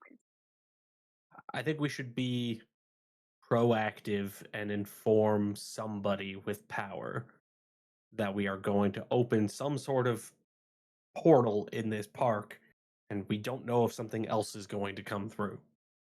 Although maybe we'll word it differently, because that sounds really bad. Yes, we could say, we're how to swing this. Researchers here to research the standing stones. We need added protection. We're researching on behalf of Candlekeep and researching the stones. So if the area could be cleared for just a short while, and then maybe keep an eye on it after we're gone. We think we maybe know how to activate it, and we don't want anyone else. If we say activate it, I think we're just going to say, "Oh fuck no," and not let us do it. But I think we're just, we're researching. Sometimes less is more. Yeah. Okay. I'll follow whatever the group decides. Okay, so one of the talkers is going to have to do that, because I think they can smell trouble on me and won't let me do it. But you two boys seem. I think honestly, the person to sell this is going to be Eva. Me? Yeah, you're Yes, so trustworthy. because I, let's be honest, don't look like much of a researcher. I'm probably your hired muscle to get you here. Turnip, I love him, but he's a local. He's our local guide, probably. He's our guide. Yeah, okay. And Cora, as she just said, can't lie. Although I don't believe her. No. I think that might have Yeah, been a lie too. I'm pretty sure somebody recognized me in the town guard. I think I got a Okay. buddy who joined up a little while ago. I think. I don't know if he's still in that job though. Could be our way in. Let's Yeah, just I try can. this, and then again, worst case scenario, we've already alerted them. We turn invisible, we sneak over here, we do the thing in the middle of the night, and then they might be upset at us, but whatever. Was our Candlekeep contact, was she wearing like obviously Candlekeep robes? Like she had a tablet of Candlekeep or anything that like you'd look at her and go Candlekeep? Yes, she was. She was. Okay. She had a sigil on her robes, and she was sort of wearing the garb that denotes she was like a librarian of Candlekeep. Okay. So We can also not a word lie to and- her about this, but No. and she like touches her touches the leather, and it will change to like a simulacrum of those robes. Ooh, Oh, damn. naughty. Okay, I was gonna say we could just pose as like contractors, but this works too. No, I love it. Sell a big lie. Okay. Yeah. Okay, let's go on. Do you think, Turnip, you can maybe get your contact to get us an appointment with someone senior in the guard? I mean, I can get us an appointment with someone senior in the guard, but I don't think you'll like my methods. No, bailing I'm you out is kidding. not part of the plan. I mean, it could be. I'm joking. I'm joking.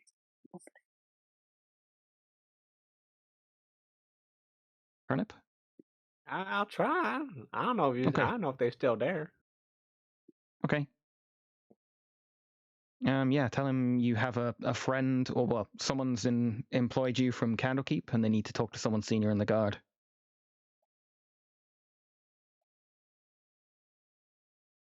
Alrighty. I just saw the time and I realized we're well past our break time. Do Okay. we want to take 10 right now, and then we can meet back up and deal with you guys, deal with Tucker trying to find someone to help him get you guys access? Yeah, that sounds like a plan. All right, let us take Yep. 10, and we'll right. meet back at 10 past the hour. All right then. Sounds See you in good. 10.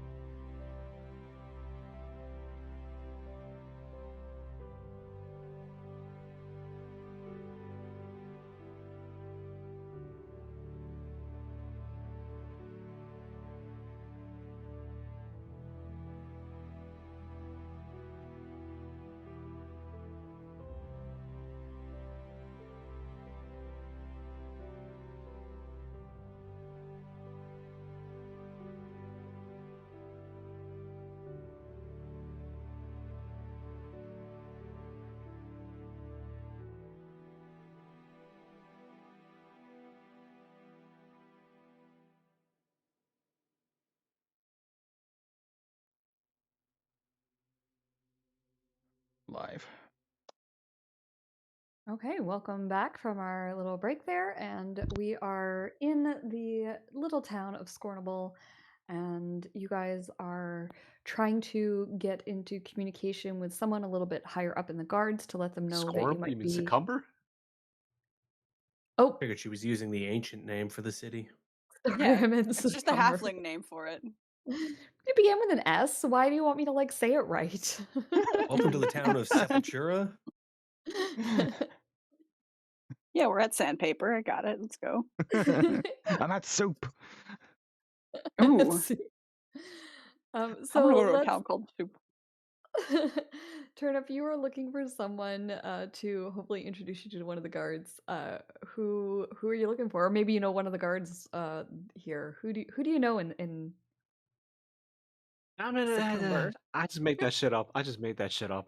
I pulled that shit out of my ass just now. I don't. I I know. don't have any. Probably just probably just a friend. Friendly, Okay. just as I was passing through. That some time ago. Made friends, tavern, just drinking. Because I'm literally from the little village down the road, literally down the road or down the river. You know, I was thinking about it. This is probably like so where I live is a fairly small community and everyone drives to like a larger nearby community whenever you like need anything. Because we Yeah, don't have a lot of like shopping options here. And I kind of imagine that's kind of what this town was for you. Like you maybe if you needed something in particular that you couldn't get, maybe equipment for the farm or something like that, that would be less likely to be sold in your little tiny community. You probably this would be like the big town that you would probably come to purchase what you needed. and they would deliver downriver. Can't order from Daggerford because they're even further downriver, so they'd Yep. have to be succumber. Yep. Yeah, that would make sense. So you probably know a few people here through your dealings. Yeah, Um, which is why I was sad. I only rolled a 7. I couldn't find anybody. Aw. well, Gotta catch now you're up. looking a little bit more seriously, and you will find someone you know. We'll say that you know one of the guards, someone who like you said, you've met in a tavern, just sitting and drinking. He works for the city guard. Um, and I'll ask one of I'll ask one of the town guards. Just like, hey, uh, sir, yes, how can I help you? any chance Willifred is still working for y'all? Oh, yeah, you know Will? Yeah, yeah. Listen, she and I go way back. I came through here a little while ago. Well, I'm from Yoku, right? Downriver. Yeah. Yeah, we usually come up here a couple times a year just to get get some stuff we can't really get down there. You know what I'm saying? I know what you're And saying. yeah. Anyways, yeah, me and Big Willie go way back. I just wanna talk to her. I just wanna find out, catch up. It's been a long time. Yeah, she's actually she's on shift today. If you want to go, I think she's manning the north gatehouse there. If you want to go say hello, it's a pretty boring job. She'll be happy for the company. Glad I All didn't get that right, shift. hey, that's great. Hey, what's your name, man? My name's I had a whole bunch of them pulled out here. My name's Freddie. Oh no, hey, what's up? Hey, what's up, bro? Come on, put it here. Nice to meet you, man. Uh, we, Oh. uh, mhm, Oh my mm. God. Mm. We do things a little differently out here. I can tell. Well, Eva hears in her head, see where I'm from? That's floating. see that's the other three. These three behind me, they just like traveling companions. We just like adventuring and stuff. Don't pay them no mind. They's harmless. He kind of like you see him kind of like let his guard down a little bit, and he goes, "All right, yeah. We get people through, but often they don't bother and stop and chat. No one. It's only the locals that know to stop and chat. All these high fancy people that are just come through for the markets or going from the big cities. They don't know how to You just know sit what? back You and know what chat and relax. all they do is take, take, take. That's all they know how to do. I mean, we gladly take their money, but you know, sometimes it's just like they just ain't gonna say a hello or nothing. They That's just true. kind of they just be grunting like, like That, yeah, all right, that's exactly what they sound yeah, like. right, Yeah. exactly. That's what I'm saying, bro. Yeah. It's we ain't getting no respect out here. You know what I'm saying? Down to Dellenberg River boys? Not us. Never. That's true. They don't know what happens. They don't know what it's like living up here. They don't know what it's like living in a smaller community. They just come from their big cities and they're like, taxes, taxes, taxes. Well, what good are your taxes going to do us up here? Damn No. Skippy. Damn Skippy. And you know what I'm saying? Them overfishings they be trying to do nowadays because it's nice and fresh. Right? Coming up with their big boats, just tearing up everything in the river. Ain't shit. They ain't putting it back into this community. Ain't putting it back in Succumber. Ain't putting it back in Yoku. Nowhere. Amen. That's what From I'm your talking about. lips to Lathander's ears. Amen. Bless you, brother. Amen, brother. All right. Well, let's go over to the north side. I wish we didn't have to save the world. I could watch Turnip talk to people forever. Yeah. All right, so you guys walk sort of up the main street here past there's sort of like a pond in the center of town. It's another little park. There's lots of people sitting around that one.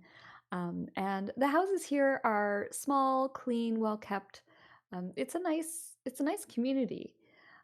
And then you take the road up to the northern area, and this is where the north gate is. Not a lot of people come in through this way. So this gate is a little bit more one of the more boring posts. And in fact, you see a woman in a guard's uniform, and she's sort of like leaned against the gate, and she's got a book out and she's reading while she just stands there and sort of like occasionally like scans out. She's not looking inside the town, she's looking outside of the town, just keeping an eye for, goblins or anything that might, be trying to take advantage of the entranceway into the town. Hey, hold on. I'm gonna stop like down the street when I spot her. Hey, check this out. I'm gonna grab like just like a little piece of wood. It's like Okay. scattered. Like more like or maybe like a small tree branch or whatever. Something a little bit something just a little bit hefty enough. I'm gonna sneak up and I'm gonna just whack her on the helmet. Right in the back. He gives me She shit for being an goes asshole. like almost through the roof. If there was a roof, she'd be through it. She jumps about 6 feet in the air, pulls out her blade, and is like waving it in front of your face before she realizes, and then she starts to laugh. Hey, what's up? Hey, Big Willie, how you doing? It's been a long time, ain't it? Turnip, what the hell? You scared the living daylights out of me. I haven't seen you in eons, and then you do this. And she kind of gives you like a good-natured shove. And she puts her Come sword on. away. Hey, girl, come on. You look great. Come on. It's been You're too lucky I long. didn't chop your head off. Hey, didn't stop you trying to do that to your ex. she like gives And you that a was big what? hug. And she's And like, that was what? "I 8 months ago? Yeah, we hugged. Mwah, mwah. what you been doing? Where you been? Who are Oh, they?" these are my traveling companions. We's adventurers. We fought a group. We's trying to stop like evil and stuff. We's fighting for the righteous. We's fighting for justice. I'll wave at her. I'm sorry, did you just say you're an adventurer now?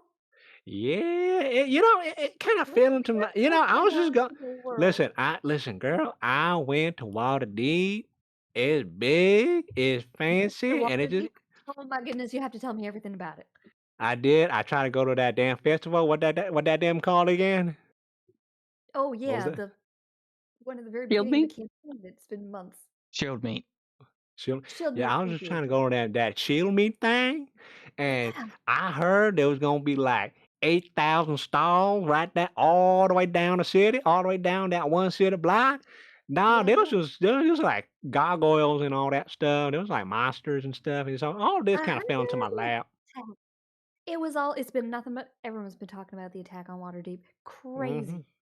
Yeah, And the it's weird shit going on in Baldur's Gate with the lights in the sky. I don't know.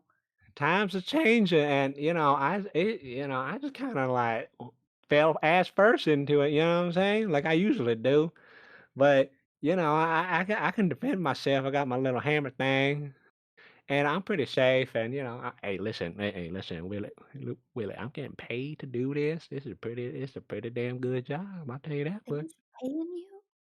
they's paying me to go around and sometimes kill some monsters, and that's it. I can keep my feet up at the end of the day. I don't gotta do nothing. I don't gonna do much else. I mean, it sure beats tilling the fields Damn, every Turnip. morning. It's tiring work. You fell right into that. That sounds like a good job. If you ever need someone else to join an adventuring group, I'm just saying, City Card got a little bit of training. Hey, listen, Big Willie. Hey, listen, it's pretty dangerous out there, and I don't want to see you hurt, especially because I know you use a little bit. You use a little bit What are you in your saying, Turnip? feelings. I mean, you stop using your feelings sometimes, man. Last time you was like, oh my ex, he gonna do this, he gonna do that, he tried to do this, and you was moping around for like you was moping around for like 4 months. Well, I was sad. Oh. You was moping around for 4 months, feeling sorry for yourself, and everybody we know, even your friends down in Yokun, I had to wrangle all of them up. We had to come all the way up here just to try to pull the stank off you. I know you're a good friend, Turnip, and I appreciate it. But and you have to understand, that was a very trying time for me. It's trying times for all of us. Shit, come on, girl. Yeah. Oh, right. Yeah. Well, anyways, since I gotta ask you a favor, so I might as well just be nice and introduce you to everybody. That's that mountain muscle over there. That's he named Hal. Nice to meet you, Hal. That lady over there with the red hair, that's called Eva. Eva, nice to meet you. Eva. I gotta be honest, I don't remember her name sometimes. Yeah, that one. And wow. That memorable. And that one with the buns is the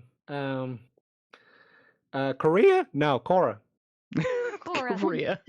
The one with the buns is Korea. Yep. Damn, Hal feels like really good about himself right now. He's like, man, you remembered my name.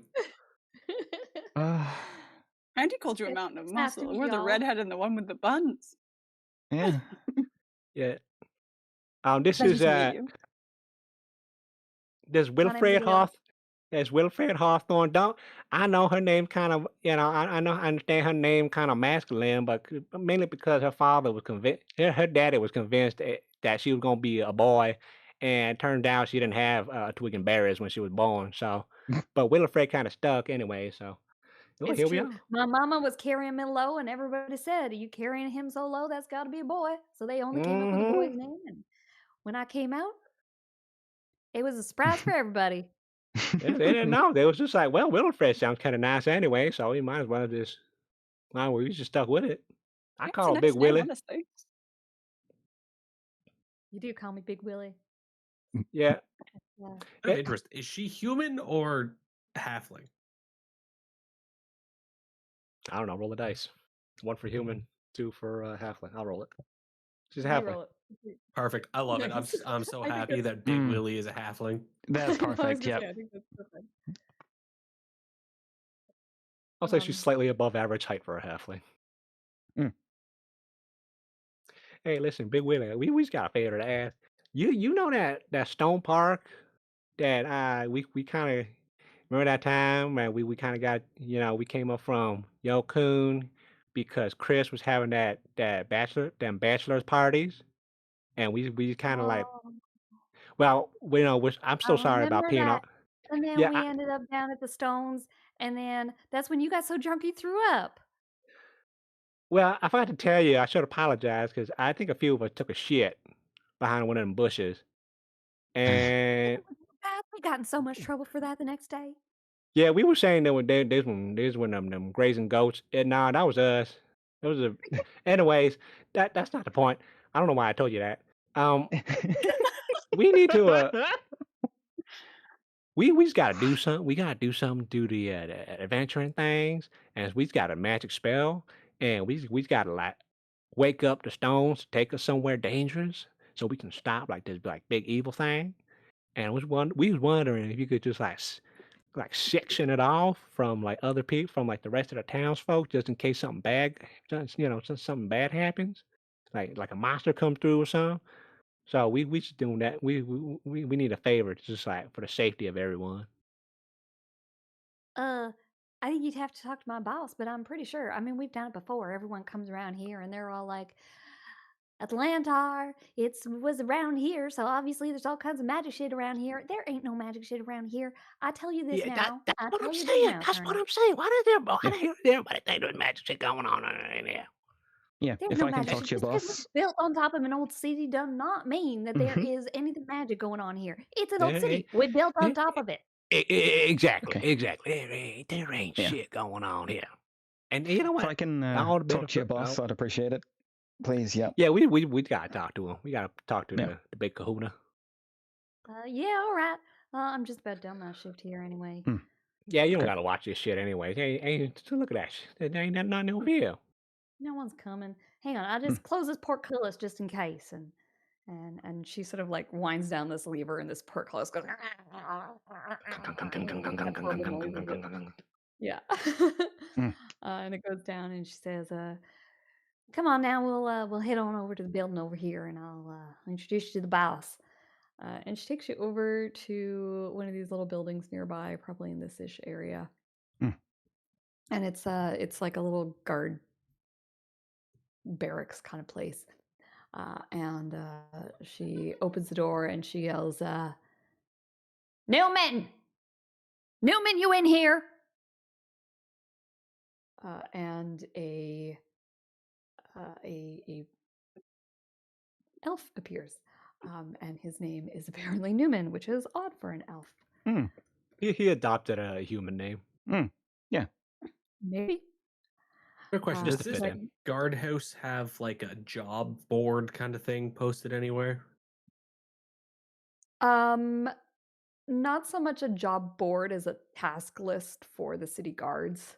Hal was trying to keep his eyes open for like a board where somebody would post like, we need X number of things killed outside of the town limits. Because he would have just ripped it off and be like, if you really want to be an adventurer, you should take one of these. This would be like Hogs Got Loose looking for. Yeah. Hey, adventure's got to start somewhere. Have you seen Hey, we just Philomena? talked about how Tucker's a great hog wrangler.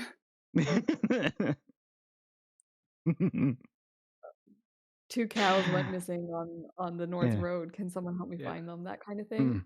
Yeah, the Manicore for sure. One of them has a clipped ear. One of them kind of a little blue.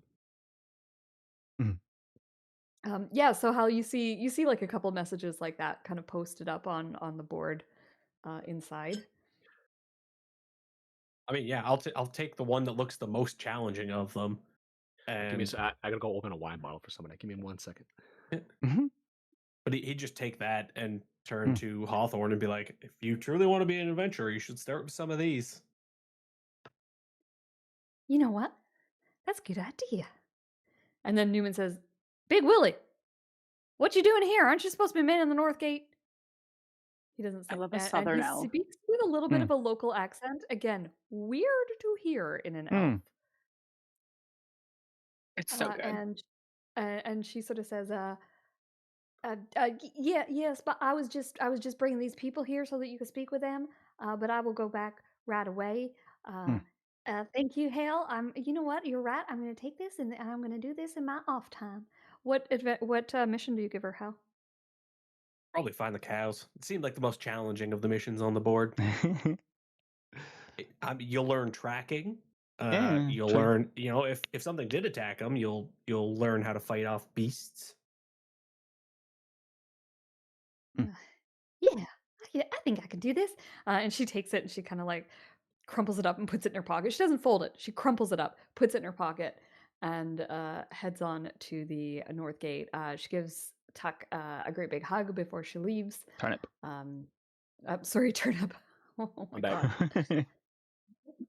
She goes to Turnip great big hug before she leaves, and says, you come back, you let me know when you're back in town, and we'll get together and have a drink, that kind of thing. And then she will head out. I know Turnip's not here right now, so we will just. No, I'm here. I just came back. You're back. All right. So she's just saying goodbye. Hal's given her a mission. She's going to do the find the cows one. And she says to you, you listen to me, Turnip. You come by and you let me know how you're doing when you come back through town. All right. All right. I'll see you around, girl. All right. See you around. Here's another hug. And she heads back on up to her gate, and Newman says, so what can I do for y'all? And it is so jarring. I just really need to tell you how jarring this is. This guy looks like the epitome of a wood elf.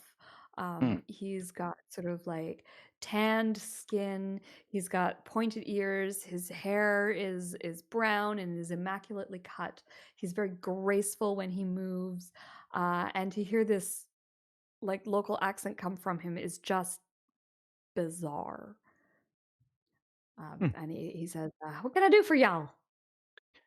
So Eva will step forward. On the way from the stones, she has from her disguise kit taken out some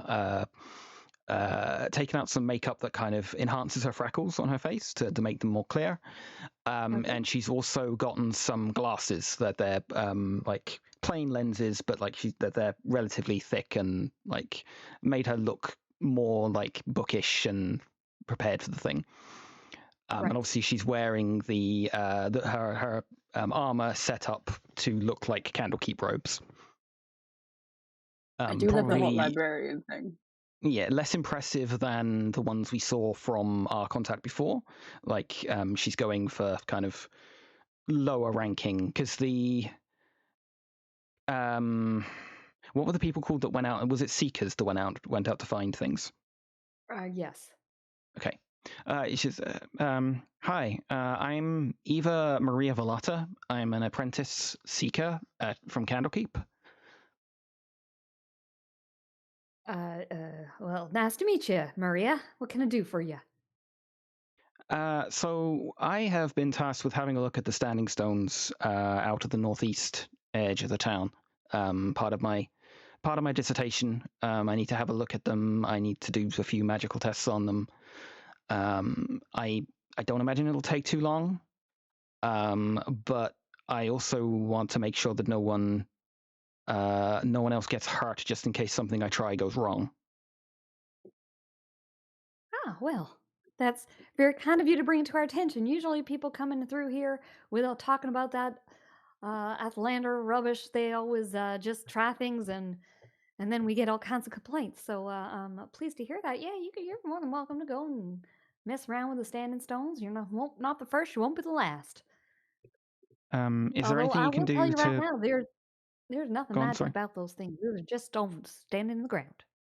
I think part of magic is knowing an extra fact, and I think I might.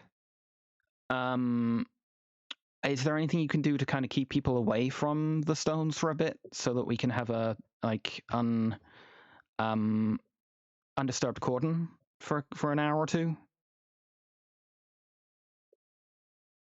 Give me a persuasion check, please. Can I deception this? She is kind of lying about being a Candlekeepy person. Sure. Okay. Can we bribe him? He seems so nice.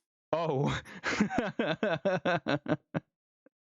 He says, yeah, you know what? Sure enough. Tell you what, I'll ask Willie to go with you and keep people away. She's not doing much of a job out north anyway. In fact, I wouldn't be surprised if she's just listening outside the building right now, right, Willie? You just hear, no.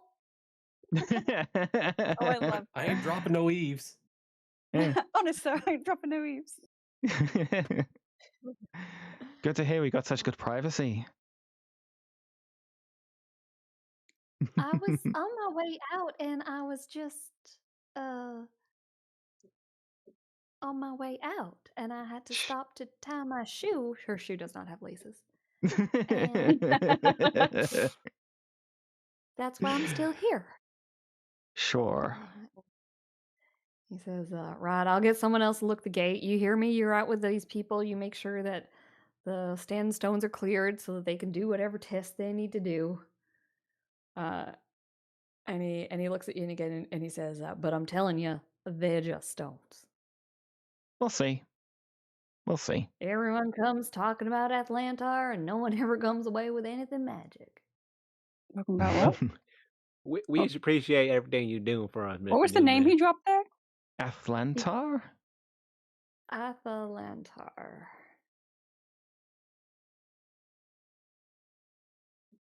I suppose that probably rings no bells for anyone, right?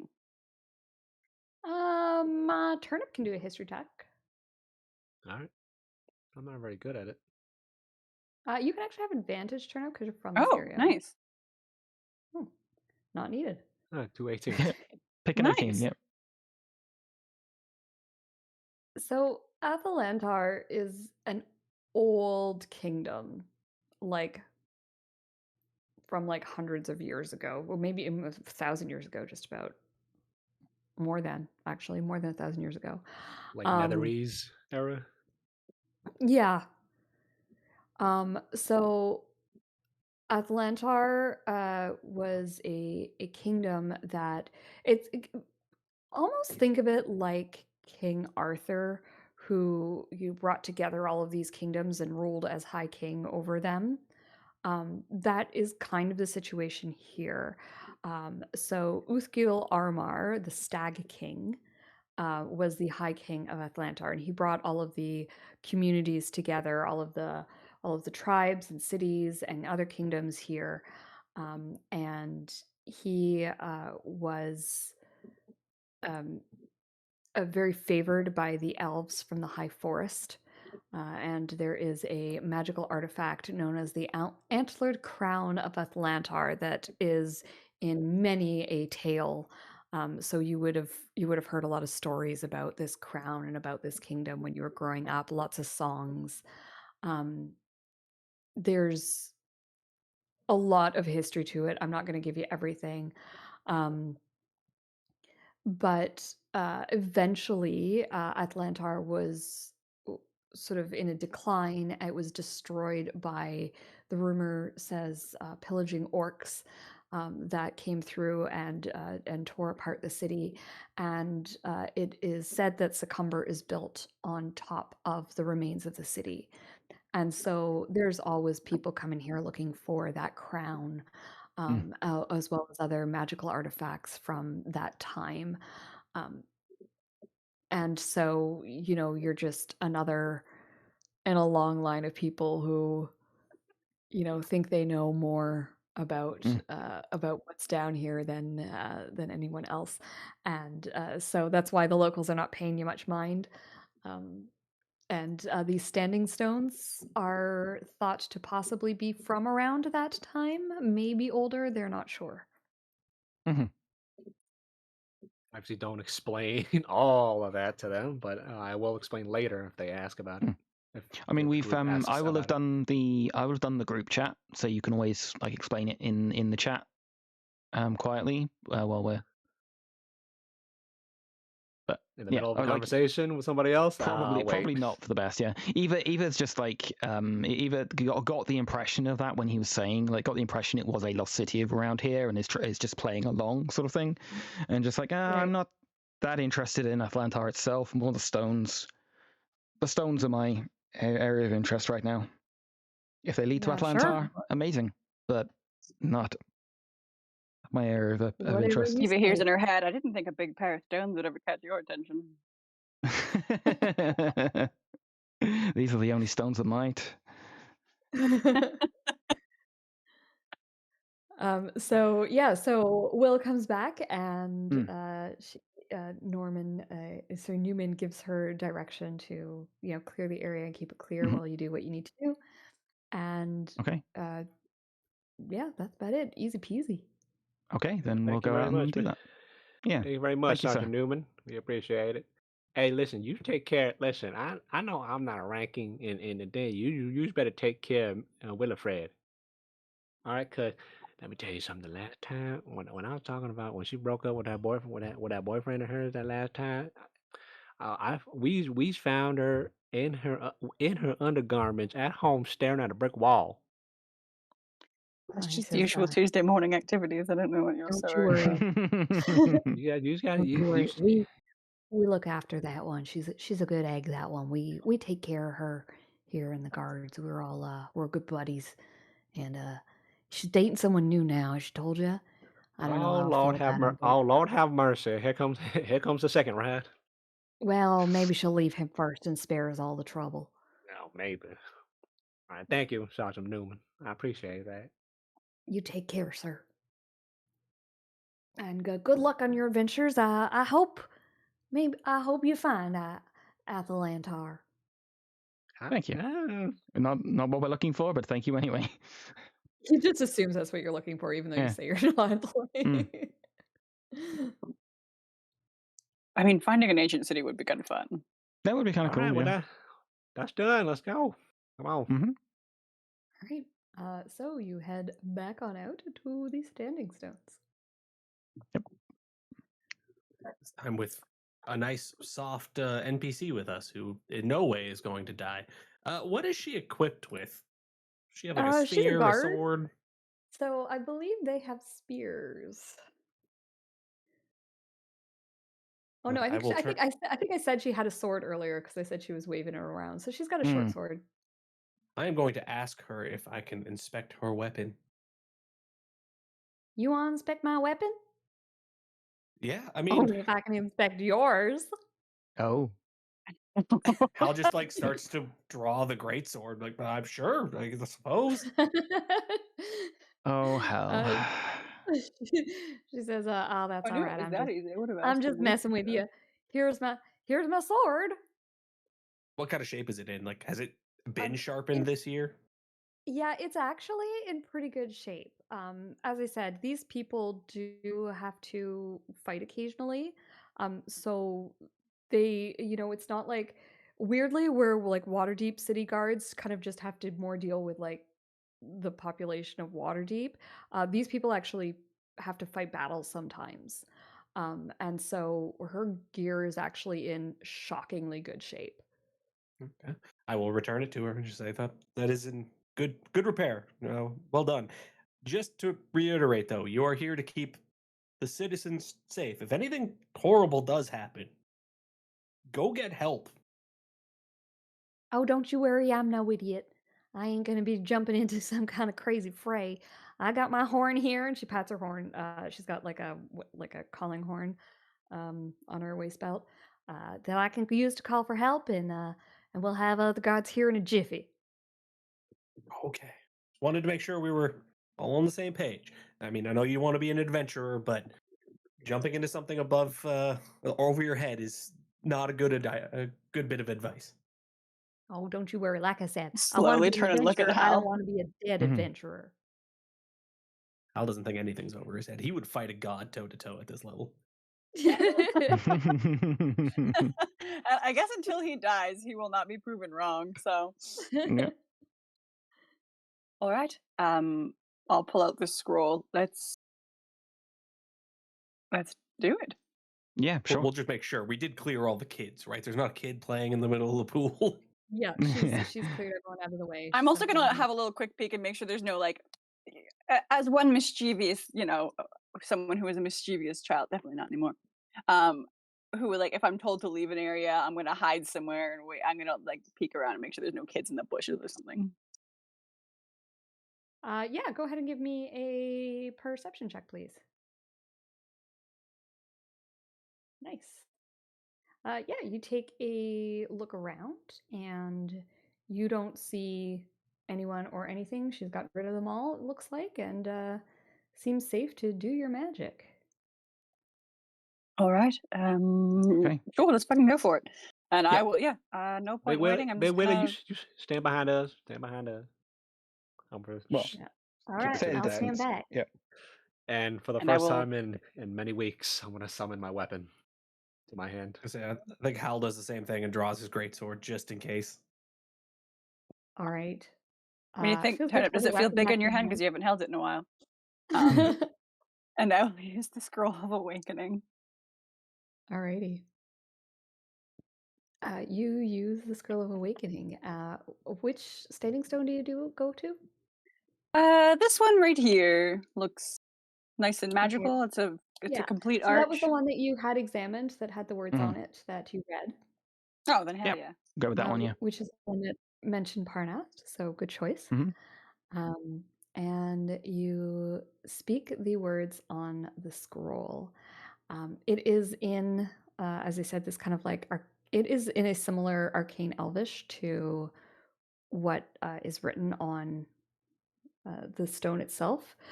So you're probably not 100% certain of what you're saying, Cora, but you don't need to be. As soon as you finish speaking the last syllable, there is, it's weird because it's so simple. And it's just like when you look through between the stones, you're looking into a winter scene. There's snow on the ground. You can see snow falling. There's pine trees. That's it. All right. And you hear Will say, "Holy shit, it worked." Did say magic I turn was to just her another and one I extra thing. bow. Yep. Extremely magical. And I'm gonna step through because fuck it. Okay. Let's go. You all step through. You hear Will say, "Bye, good luck." Nice meeting you. And you find yourself in a different ring of standing stones. Outside in the wintertime, it is cold, snow is falling, and there are 2 trolls here. Is it the troll that I spoke to all those weeks Shit. ago?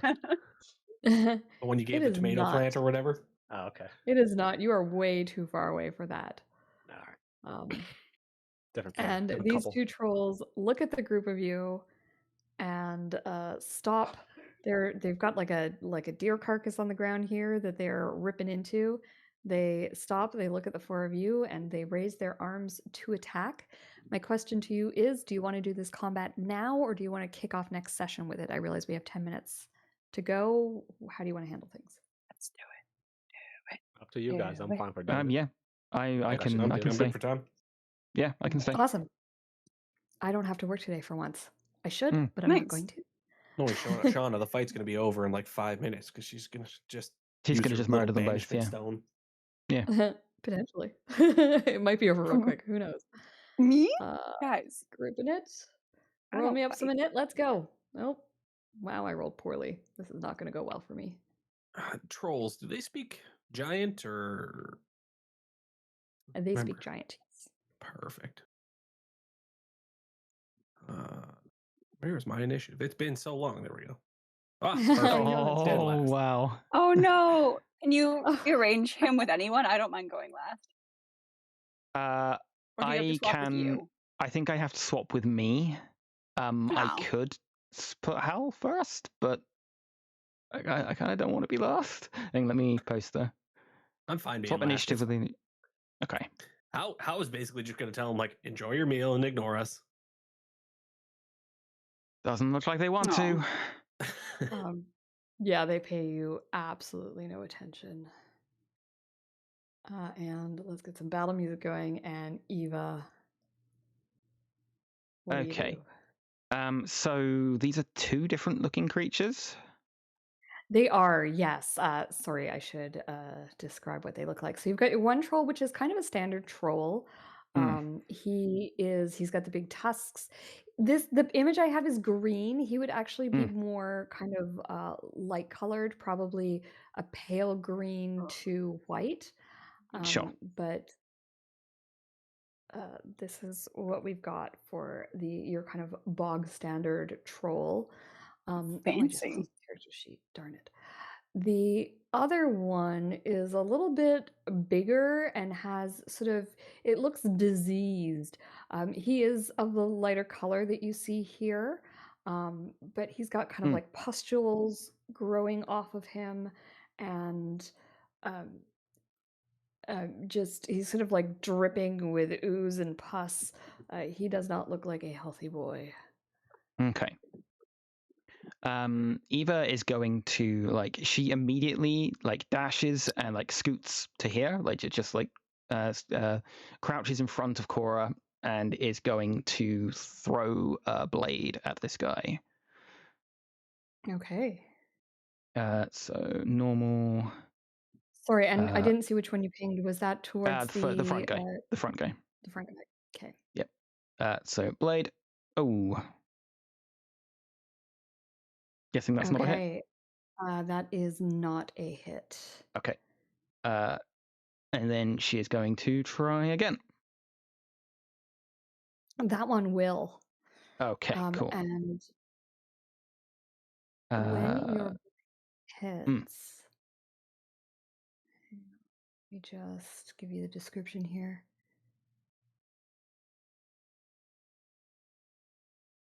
When your blade hits, it cuts open a wound on the troll, and you see sort of green blood sort of spraying from it.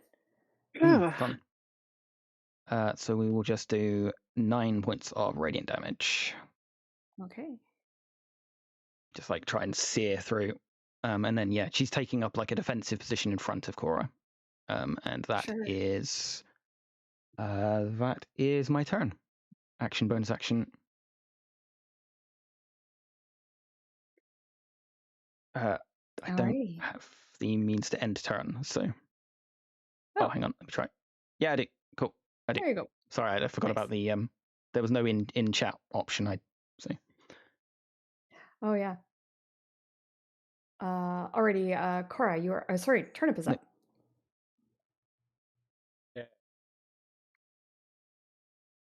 Yeah, let's keep it this simple. Get my sunfly out. Cool. I'll just pull the thingy out. Are there 2 of them now? I only see one. I only see one. All right, I'm moving it. You guys see it moving? Mm-hmm. I saw one move. Yeah, I saw. You're not moving it now. I saw it move before. Okay, this is. Oh, I don't know why I have this. Is. Oh, he's so cute. Little guy. Wait, no, this looks like a little beholder. That's a beholder. Yeah. A little is it moving? Is it moving? Is it moving? Yeah, that was moving. Yeah, one is. Okay, now I don't have know why two. I see 3 on the. I'm seeing double 5 beholders. Battlefield now. I refreshed and it went away. So. All right. So let's do the same. Real quick. All right, and it's gonna fire. Oh, wait, it goes on end of my turn, I believe, right? Let's forget. After mine. All right, that's my action. I got my mage armor up. I'm gonna approach a what's little Hal's bit. AC now? Hal's is 20 now, I think.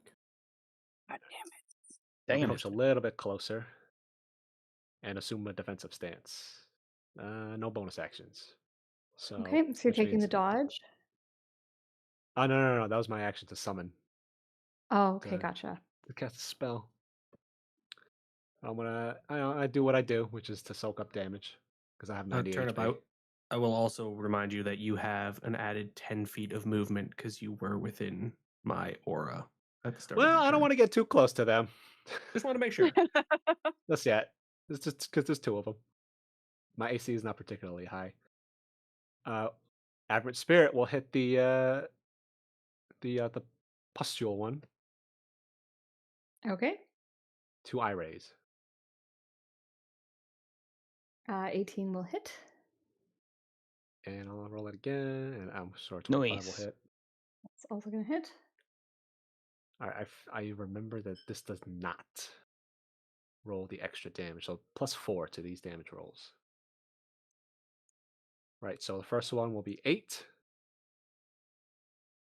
And the second one will be 12 force psychic damage. Okay. He takes the damage, and now this is interesting because it says oh yeah, this time. Okay, yes. Sorry. Okay, I'm good. Nope. that's my turn. All right, Cora. I was distracted. The falling snow is so pretty. I was distracted by it. Isn't it nice? It's so nice. Well, shit. I'm gonna make sure the portal behind us is closed. So that these Yes, little it does motherfuckers close aren't gonna behind run you. in. All right. Okay. I will just. These look gross. I will. Conjure. My little duplicate's gonna run in and go right in front of them and stick her tongue out at the big ugly one and try to get its attention. And then I will cast Toll the Dead on the nasty fucking that one. Okay. So a wisdom save, please. He fails. All right, for 15 necrotic damage. Okay. Ouch. And can Pardon? dupe Cora take damage, or does it just Nope. go through her? Yeah, Okay. she's dead. Not real. Well, she's real to me. Okay. So She has again, like the there's same that... stats as me, but isn't there. Right. So there's that kind of like more of that like sort of blood sort of splashes out from him when he takes that damage, but it just goes right through your dupe. Gross. All right. Ugh. Not a fan. No, it's disgusting. That's it. Venom troll. All right, Eddie.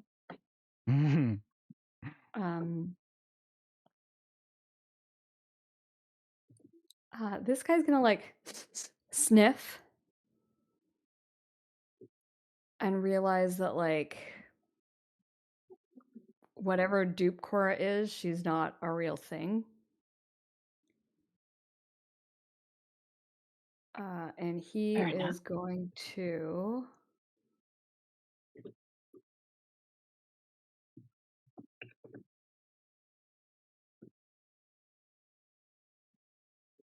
go over here. Yeah, that's what I was afraid of. Oh, nope, don't touch me. Don't touch me. Can't get you both, damn it. I can't get you all. If I do that, actually, I think I can if I do this. If I get vomited on by a troll, I swear to God, I'm going to kill every single person here than myself. I think that might... I don't think I can hit Hal. That's annoying. He's Almost just going to like come Hal over shoulda here gone- then. Almost like Hal should have gone earlier, and then you could have got him. Right? Damn it. So this guy's going to come running over here. He is going to slash open his own skin. He slices himself with a claw. It is going to do some damage to him. Oh, first of all, he's going to heal a little bit.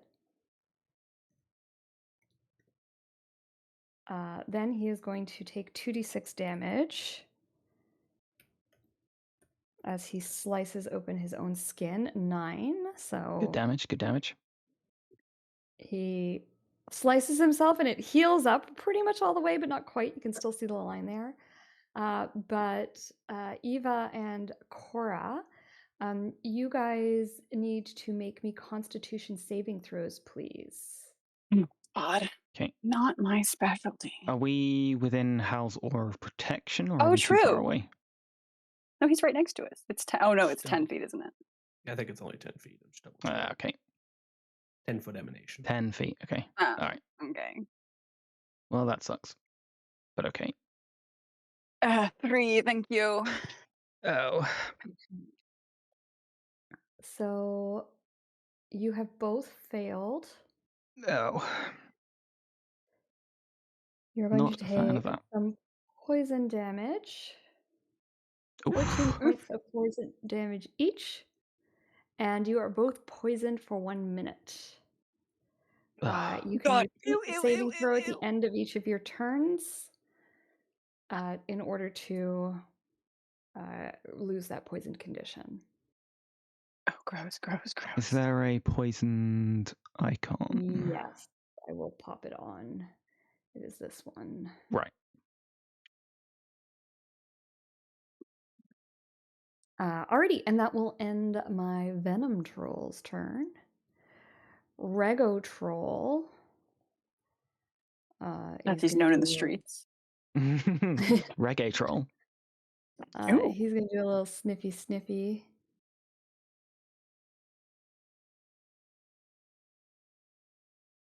This was Tilda's doing. I'm covered in cinnamon. I smell like a treat. I mean, you are a snack. God's damn right. He also is going to recognize that dupe Cora is a dupe. She's real to me. And he's going to run over here. Right through her. He just runs right through her. She looks so offended. And he is going to... He just runs towards Turnip, and with claws just slashing, he's going to attack you 3 times with his rend. Okay. Oh. Oh, sorry. I rolled 1 2x too many there. So we got a 26, a 13, and a 12, and your current AC is 15, so that'll only hit with the 1. Yep. 14 points of slashing damage. Okay. 15. Roll. Concentration check. With advantage. I'm good. Yeah. Nice. No problem there. I'm going to put a little concentration marker on you as well. Okay, that will end my troll's turn. Hal, it is your turn. Does anyone else have music playing? Like, it's not playing for me. No, I can't hear any music. I don't hear it either. It's not playing. No, it's just not working. Okay, that's fine. Hal, you're up. Okay. I think Hal just says, "Aw, hells," and he'll take some movement to get here. That way, if this thing splashes, ideally it won't hit the other 2. And I'm going to take 2 melee attacks at it non-lethally with the greatsword. Look, we're flanking. I'm doing it. Yeah. Do the thing. 26 and 26 a 15. 26 and 15. Both of those will hit. Okay. For 16 and 14. Nice. And when that happens,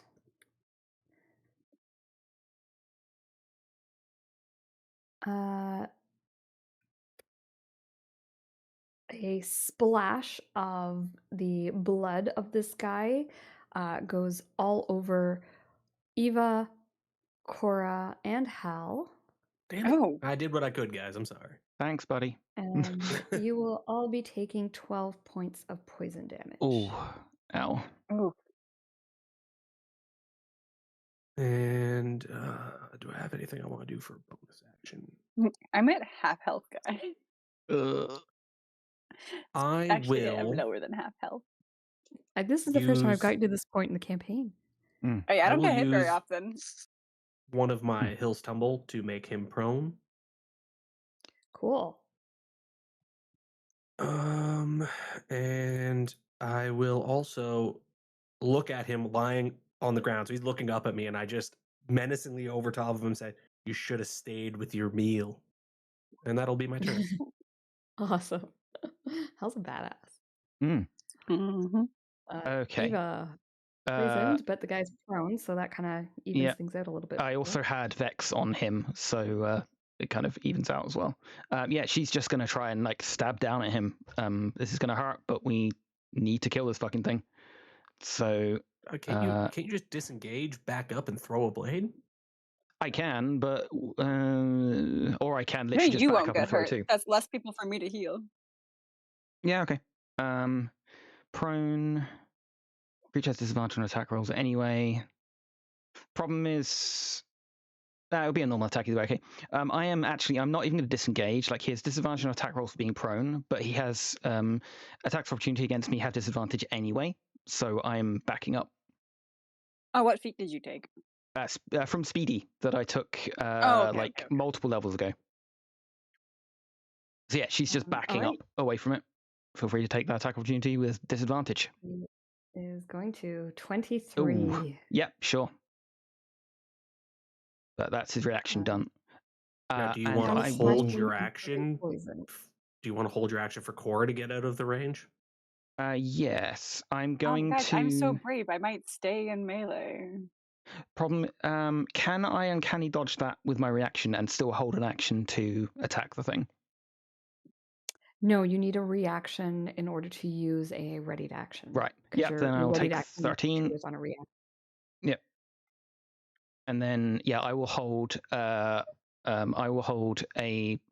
Get ready to throw a blade when Cora's away from the thing, Alrighty. and then that is me. Thank you. Oh, and I get to make a save for the poison. Yes, you do. So Constitution. No, No. don't feel so good, Mr. Stark. Oh no. All right, Turnip. All right. I'm gonna start swinging. Because why not? Okay. Normal roll. That's a 1. Oh. No. Oof. He hasn't held his That's a crit. hammer for so Yeah. long. The weight feels weird. He gets it back pretty quick though. Weight's off. It's like riding a bike. Switches to his left hand and 21 points of radiant damage. Nice. okay. That'll be me. Now you guys are pretty good, right? You guys are looking pretty good so far still. So what I'm going to do is just scooch over slightly. And my turn, which will have my aberrant spirit, which I changed the token of. Save you the trouble, Perfect. Kirsty. 2 eye rays. Oh, now he's at so troll. cute. Oh. Nope. That's a miss. That is a miss. That's my turn. Alrighty. Thank you for changing that. I keep meaning to do that and I keep forgetting. I apologize. Cora. Right. Well, famously extremely brave and loving melee. I'm going to. My duplicate is going to back. And then I'm going to swap places with it Okay. as part of that same bonus action. Which Do you like? would Well, do you, Oh, if yeah, you I'll yell now flash to me, I'll do it. yeah. Yeah. Dupe me will turn to Eva and flash her a thumbs up. Okay, then we throw in normal blade. Oh, fuck's sake. Distracted. Oof. Distracted by the that's gonna Cora. miss. Distracted by Cora. She turns around and she looks like just super cute when she gives you the thumbs Yeah. up. Yeah, covered in blood. Ooh, actually no, this one's fine. Well, I don't want to take Hal's kill away from him, you know? Yeah, let him have that.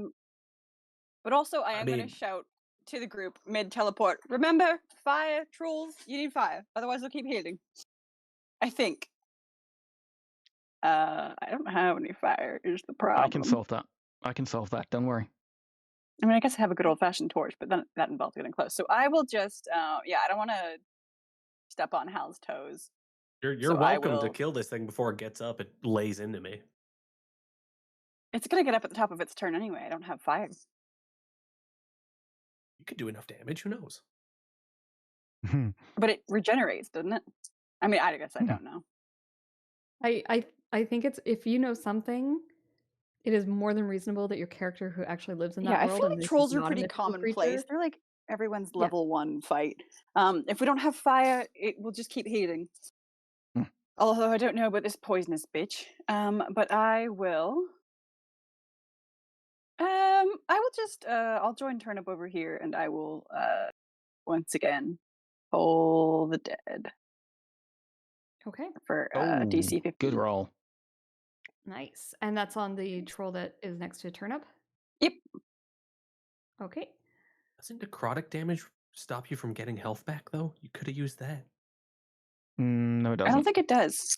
No. There's a lot of abilities that deal necrotic damage. Oh, is that just chill touch? It might just be chill. Yeah. It's just chill touch, yeah.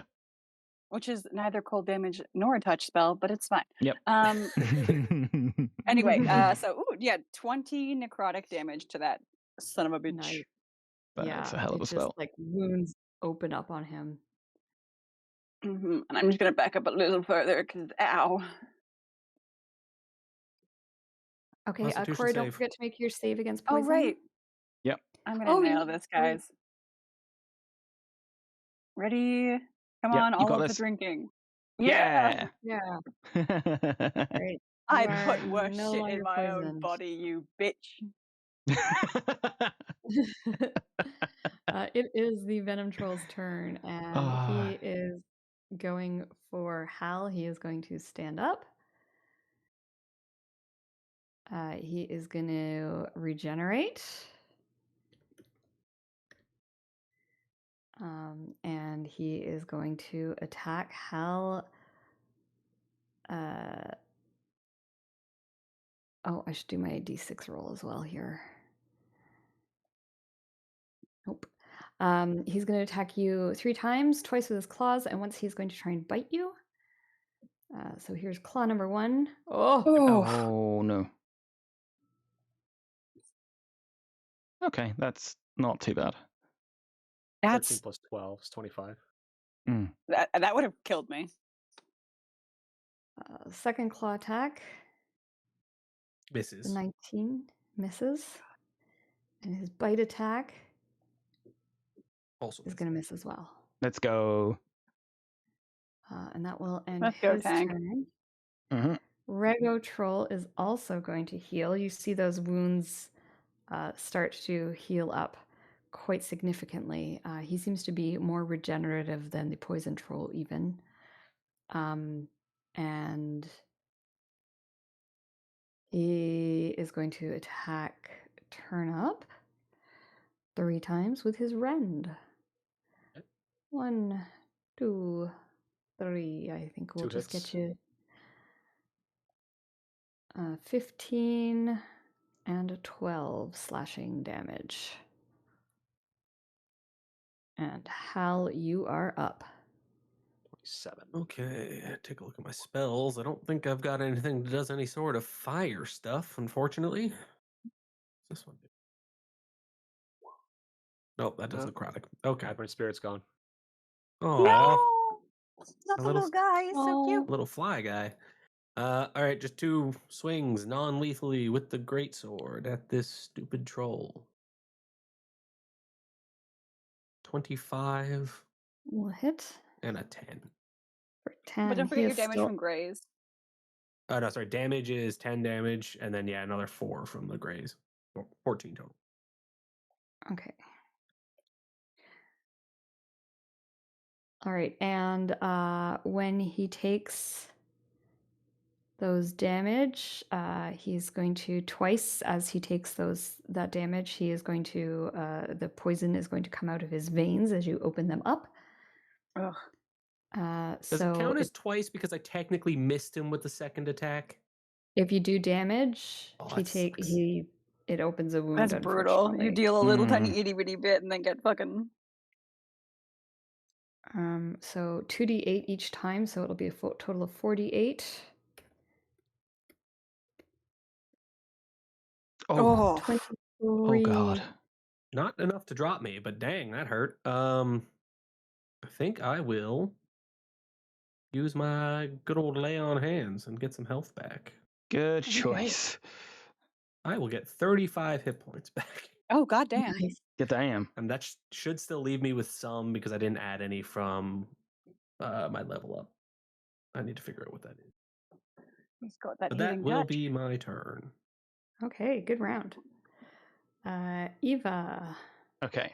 I am going to throw the blade at this guy. All right. So I'm throwing with disadvantage. I am going to spend my inspiration to negate that. Okay. For just that first. I don't have Vex to benefit it out, so we'll spend inspiration. 3, 2, 1, yeet. 17 will hit. Do you want to Awesome. roll again just to see if you get a crit? No, because I had disadvantage. Oh, right. Yes. So yes, 17 will hit. Okay, so we're going to deal. That is 28 points of radiant damage. As I just lance through the back of its head. That drops the troll. However, when it lances through the back of the head, more poison sprays out. Yeah, I'm sorry, Hal.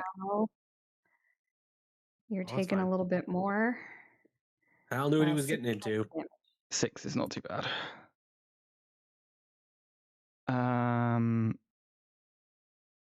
Okay. I need to check a thing. Okay. She is going to. I just need to check how I do this. Magic action. Oh, for fuck's sake. Okay. Okay. Run around here. She reaches into her pack as my object interaction and takes out the alchemy jug and puts it on the ground next to her. And then is going to throw. Actually, no, she's not going to step closer to it. She's going to throw her second shot at the at this guy with disadvantage. Okay. But she's getting out she's getting the alchemy jug out and putting it on the ground next to her, ready to use next turn. Okay, sounds good. So 15. 15 will hit. Okay, we're going to deal 6 points of radiant. Okay. And then that is my turn. All right, good one. Turnip, you are up. Swing I guess twice. your concentration is gone. Yeah, it's gone. 14 is going to miss, but the 20 will hit. 20. Take the 13 damage. Nice. Got a bonus action, spend 2 charges to heal myself up a little bit. I took a lot. Okay. Oh no. Oh. That's fine. That's me. Okay. Cora, you are up. I'm not seeing an aura around you. Oh, I see. It's because you've got your changed in your max. That's why. Yeah. All right, Cora, what would you like to do?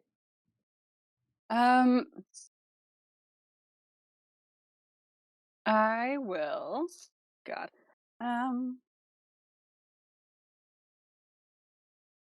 I was gonna teleport, but I guess I could just do the old-fashioned walking, which is a crazy option. You guys see Cora walk across the battlefield. Holy shit. Never happened. What? Mm-hmm. We weren't quite sure if she could do that. And I will. Hi, Hal. And I'm gonna pull out just a good old-fashioned torch, and I will light it, and I will press it to the bitch. Yes. Awesome. As soon as your torch touches that troll, you hear a hissing noise as the venom in its body just goes up in flames, burning away the poison, and it is a burning mess. Probably not going to like the answer to this question, but do we take damage from that? You do not. Oh, thank God. Oh, talking of things, I need to make a Constitution saving throw. Yay! Oh yes! Oh hooray! Awesome. I have a bonus action, but everything's fine. Swap with your dupe. Fine? Swap with your dupe to be further away from the other troll. That's true. I'm gonna have my duplicate go over here, and then I'm gonna swap with it. Not that anyone knows, but I'm scooting. If I don't, if I just walk everywhere, it's wrong. So I'll swap with my little dupes. I thought there might be something bonus action that I could do, but there's not. So, yeah. Ow. All right. It is this guy's turn, but he be did. So we're on to the regular troll. Regular troll. Regular troll. Who's locked into battle with Turnip here. He is going to start off by getting some HP back. More wounds close up. He lets out an angry roar, and he strikes at you thrice. Oh. Hitting I wonder if once. him and this troll had something like going on. They've got beef. 12 points of slashing damage to you.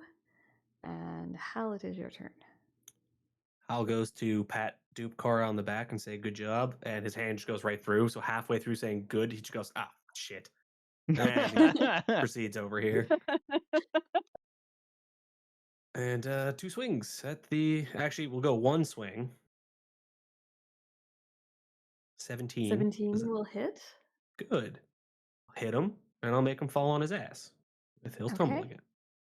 Which damage do I take?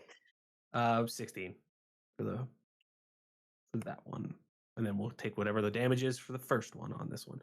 So I get to make it at advantage because he's prone. Yes, you Get do. his ass. For another 14. Hit for another 14. Nice. And just make sure. Prone. Don't really want to do anything with my bonus action, I don't think. You could bring those healing hands this way. Only have 5 hit points of healing hands left. That's not what I'm talking about. Distinctly not the time. I think it is. We just had a whole conversation about we might die. Yeah, true. Eva reaches into her backpack, like having found the alchemy jug. She realized next to it was a certain necklace that had some beads on it. So she picks out that necklace and looks at it and is like, "Oh yeah," picks one off and just chucks it at the troll. Awesome. Or so a little ways beyond the troll, I imagine. Yeah, a little way beyond the troll. Yeah, aim to not get friends. Yeah. Nah, awesome. Fuck get him. Is going to make its dexterity save with disadvantage because it's prone. Yep, DC 15. It fails. Cool. Would it destroy my nerd cred to tell you that I don't know off the top of my head the damage of Fireball? 8d6. 8d6? And Thank yes, you. it would. You fake Awesome. fan. I don't care. I don't play nerds. He can hide behind the fact that we're playing 2024 rules, that they're too new. Yeah. He hasn't read the spells. And I also never play wizards, and I haven't played a sorcerer in a long time. 34 points of fire damage. Nice. Ooh-wee, that hurt. The creature is like lying on the ground twitching. It's charred, and these wounds do not seem to be healing. Awesome. And it's just sort of lying there twitching. It's pretty pathetic. She then will just move to get a better view of it and end the turn. I will take one of the beads off of my necklace of fireball. Turnip. 4 charges remaining. Turnip, get his ass. Yeah, finish him. Hopefully with because of advantage. Yep. Nope. Oh. That's more like it. 9. Turnip. How do you kill him? Yay! I just gave its head in. Just pop it like a watermelon. Awesome. Yes, it's watermelon is thoroughly popped, and you so just all stand there for a moment, and then it settles in. You're sweaty from the battle, and you realize how goddamn cold you are, and you look around you, and you are standing in what looks to be almost like a forested area atop a mountain. There is some of the most beautiful scenery you've seen all around you. It is truly stunning. Well, I guess you're on the side of a mountain, not atop it. And mountains in the background, snow is lightly falling. It is beautiful. It is cold. And you just really hope you've ended up where you think you are. And that is where we're going to save game. And we will pick up. We are playing next week, yeah? The 22nd. I believe so. Yep. Yep. And then the following weekend is American Thanksgiving. Does that affect you for making this session, Chang? No, Thanksgiving's on Thursdays. Oh, okay. American Thanksgiving isn't real, so it's fine. Yeah, no, it's fake. Yeah. Thanksgiving. Alrighty. It's the real Thanksgiving. I don't know why you guys don't just change the name to Macy's Day or something. All right, I'm going to cast Cure Wounds on myself real quick, in case I forget. Okay. I will heal. I'll heal everyone up next session with one spell if you want to save yours. Do you want to do that now before we end game, or? Well, no, because I get mine back on a short rest. I'm a warlock. Okay. True, but yeah, I mean, you do you. But I will tell everyone else to gather around for warmth and for healing. Gonna Hal. Yeah. Hal just looks like upset and kicks this troll here, and it just says like, "This stupid waste." Then kind of like walks away, just angry. Oh, poor Hal, your people. Aw. Yeah, Eva's gonna try and find somewhere sheltered to put on her cold weather clothing. Sure. Yeah, there's trees and little rock piles around where you can sort of get a little bit of shelter from the snow. It's not blowing crazy. It's just sort of like coming down. It's pretty snow. I mean, you will probably have to take a short rest because it's going to take Hal 10 minutes to take his armor off and then another 10 minutes to put it back on. After he puts I say this as innocently as in possible, but I will help him to speed up the process. As a fellow armor wearer, I know how to deal with it, so I will help him. Oh, you integrated the cold weather. That's my business. You integrated some cold weather protection to the armor, didn't you? Don't take this from me, Eva. I did, but it still requires to be like put in and removed. Oh, right, yeah. And he wouldn't have been wandering around town with like. Nah, fair. Yeah. Don't you take this from me. Yeah, so you guys all have cold weather gear. You knew where you were coming. Yep. So you take some time to get your gear on. Do you want to take a short rest here? Yeah. Might as well save some spells. Yeah, might as well.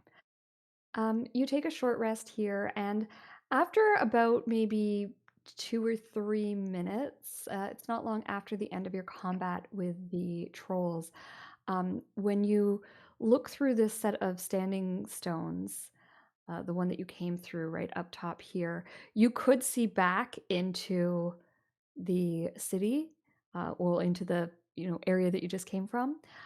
That disappears, and you find that now you're just looking through onto what you would expect to see, just the other side of the stones when you look through. So it seems as though the portal has closed. Okay, good. These stones also have writing on them. It's a little bit easier to read as they're not covered in moss like they were on the other ones, but we can deal with all that next week. So go ahead, take yourselves a short rest. Okay. And then we will save game and pick up here next session. Thanks for running a little bit late today, guys. 39, 10. That is 45. That's another 7. That is 52.